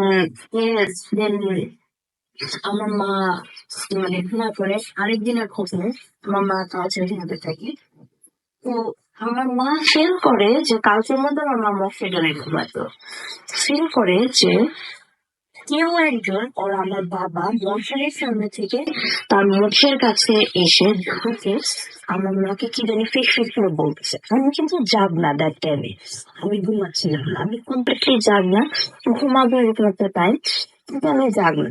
আমার মা শুনে ঘুমায় পড়ে, তো সে ঘুমাতেছে, আমি জাগ না। সে আপনি ওটা চিৎকার করে বলে কি তোমার বাবা এসছে কোনো ঘরের মধ্যে, কি বলে আমাকে। আমি আমার মাকে বলি আমার বাবা তো ঘরে আসে নাই। আমার মা বলে তোমার বাবা ঘরে আসলে এই মাছকে মশারির সামনে দিয়ে ঝুঁকে আমাকে কি জানি বলছে। আমি মশারির সামনে যে একটা মুখ ঝোঁকা সেটাও আমি দেখছি। আমি লাইট জ্বালে বলি যে আম্মু আমি এখানে শুয়ে আছি, বাবা যদি আসতো তাহলে আমি বাবাকে দেখতে পারতাম, বিকজ বাইরের টিউবে একটু জ্বালানো, বাবা ঢুকেই নেই ঘরের মধ্যে। তুমি কি বলবো যে বাবা চলে আসছে মশারির দিকে দিয়ে, মশারির উপর দিয়ে, সে কি বল। আমার মা বলে আমি এখানে একা শুবো না, এখন থেকে আমি তোমার সাথে ঘুমাবো। আমি বলছি হ্যাঁ তুমি চলে আসো আমার সাথে ঘুমো। তারপর থেকে আমার মা আর আমি দুজন আমরা একই বেডে শুনতে থাকি। So what was the thing? আমরা টিউবলাইট জ্বালায় রাখতাম কেন? এখন এই কথাটাতে আসি। আমরা যে সময় ডিম লাইট জ্বালায় রাখতাম, ডিম লাইট আনার সাথে সাথে ডিম লাইট বাস্ট হয়ে যেত।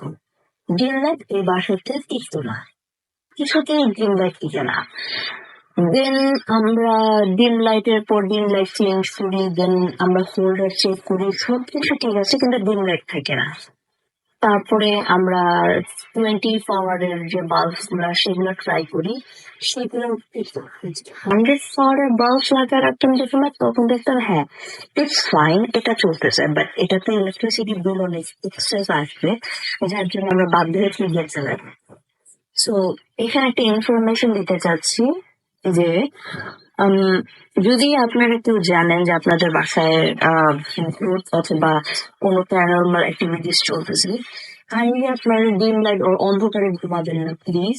সবসময় টিউব লাইট অথবা এমন একটা আলো জ্বালায় রাখবেন যেটা মোর দেন 20 ওয়াট হবে, ঠিক আছে? সেটাতে আমার যতদূর মনে হয় যে এই প্যারানরমাল ওয়ার্ল্ডটা তারা মানে 20 ওয়াট পর্যন্ত আলোকে ইজিলি ফিউজ করতে পারে, এর থেকে বেশি হলে ওরা ইজিলি ফিউজ করতে পারে না। FM. Live.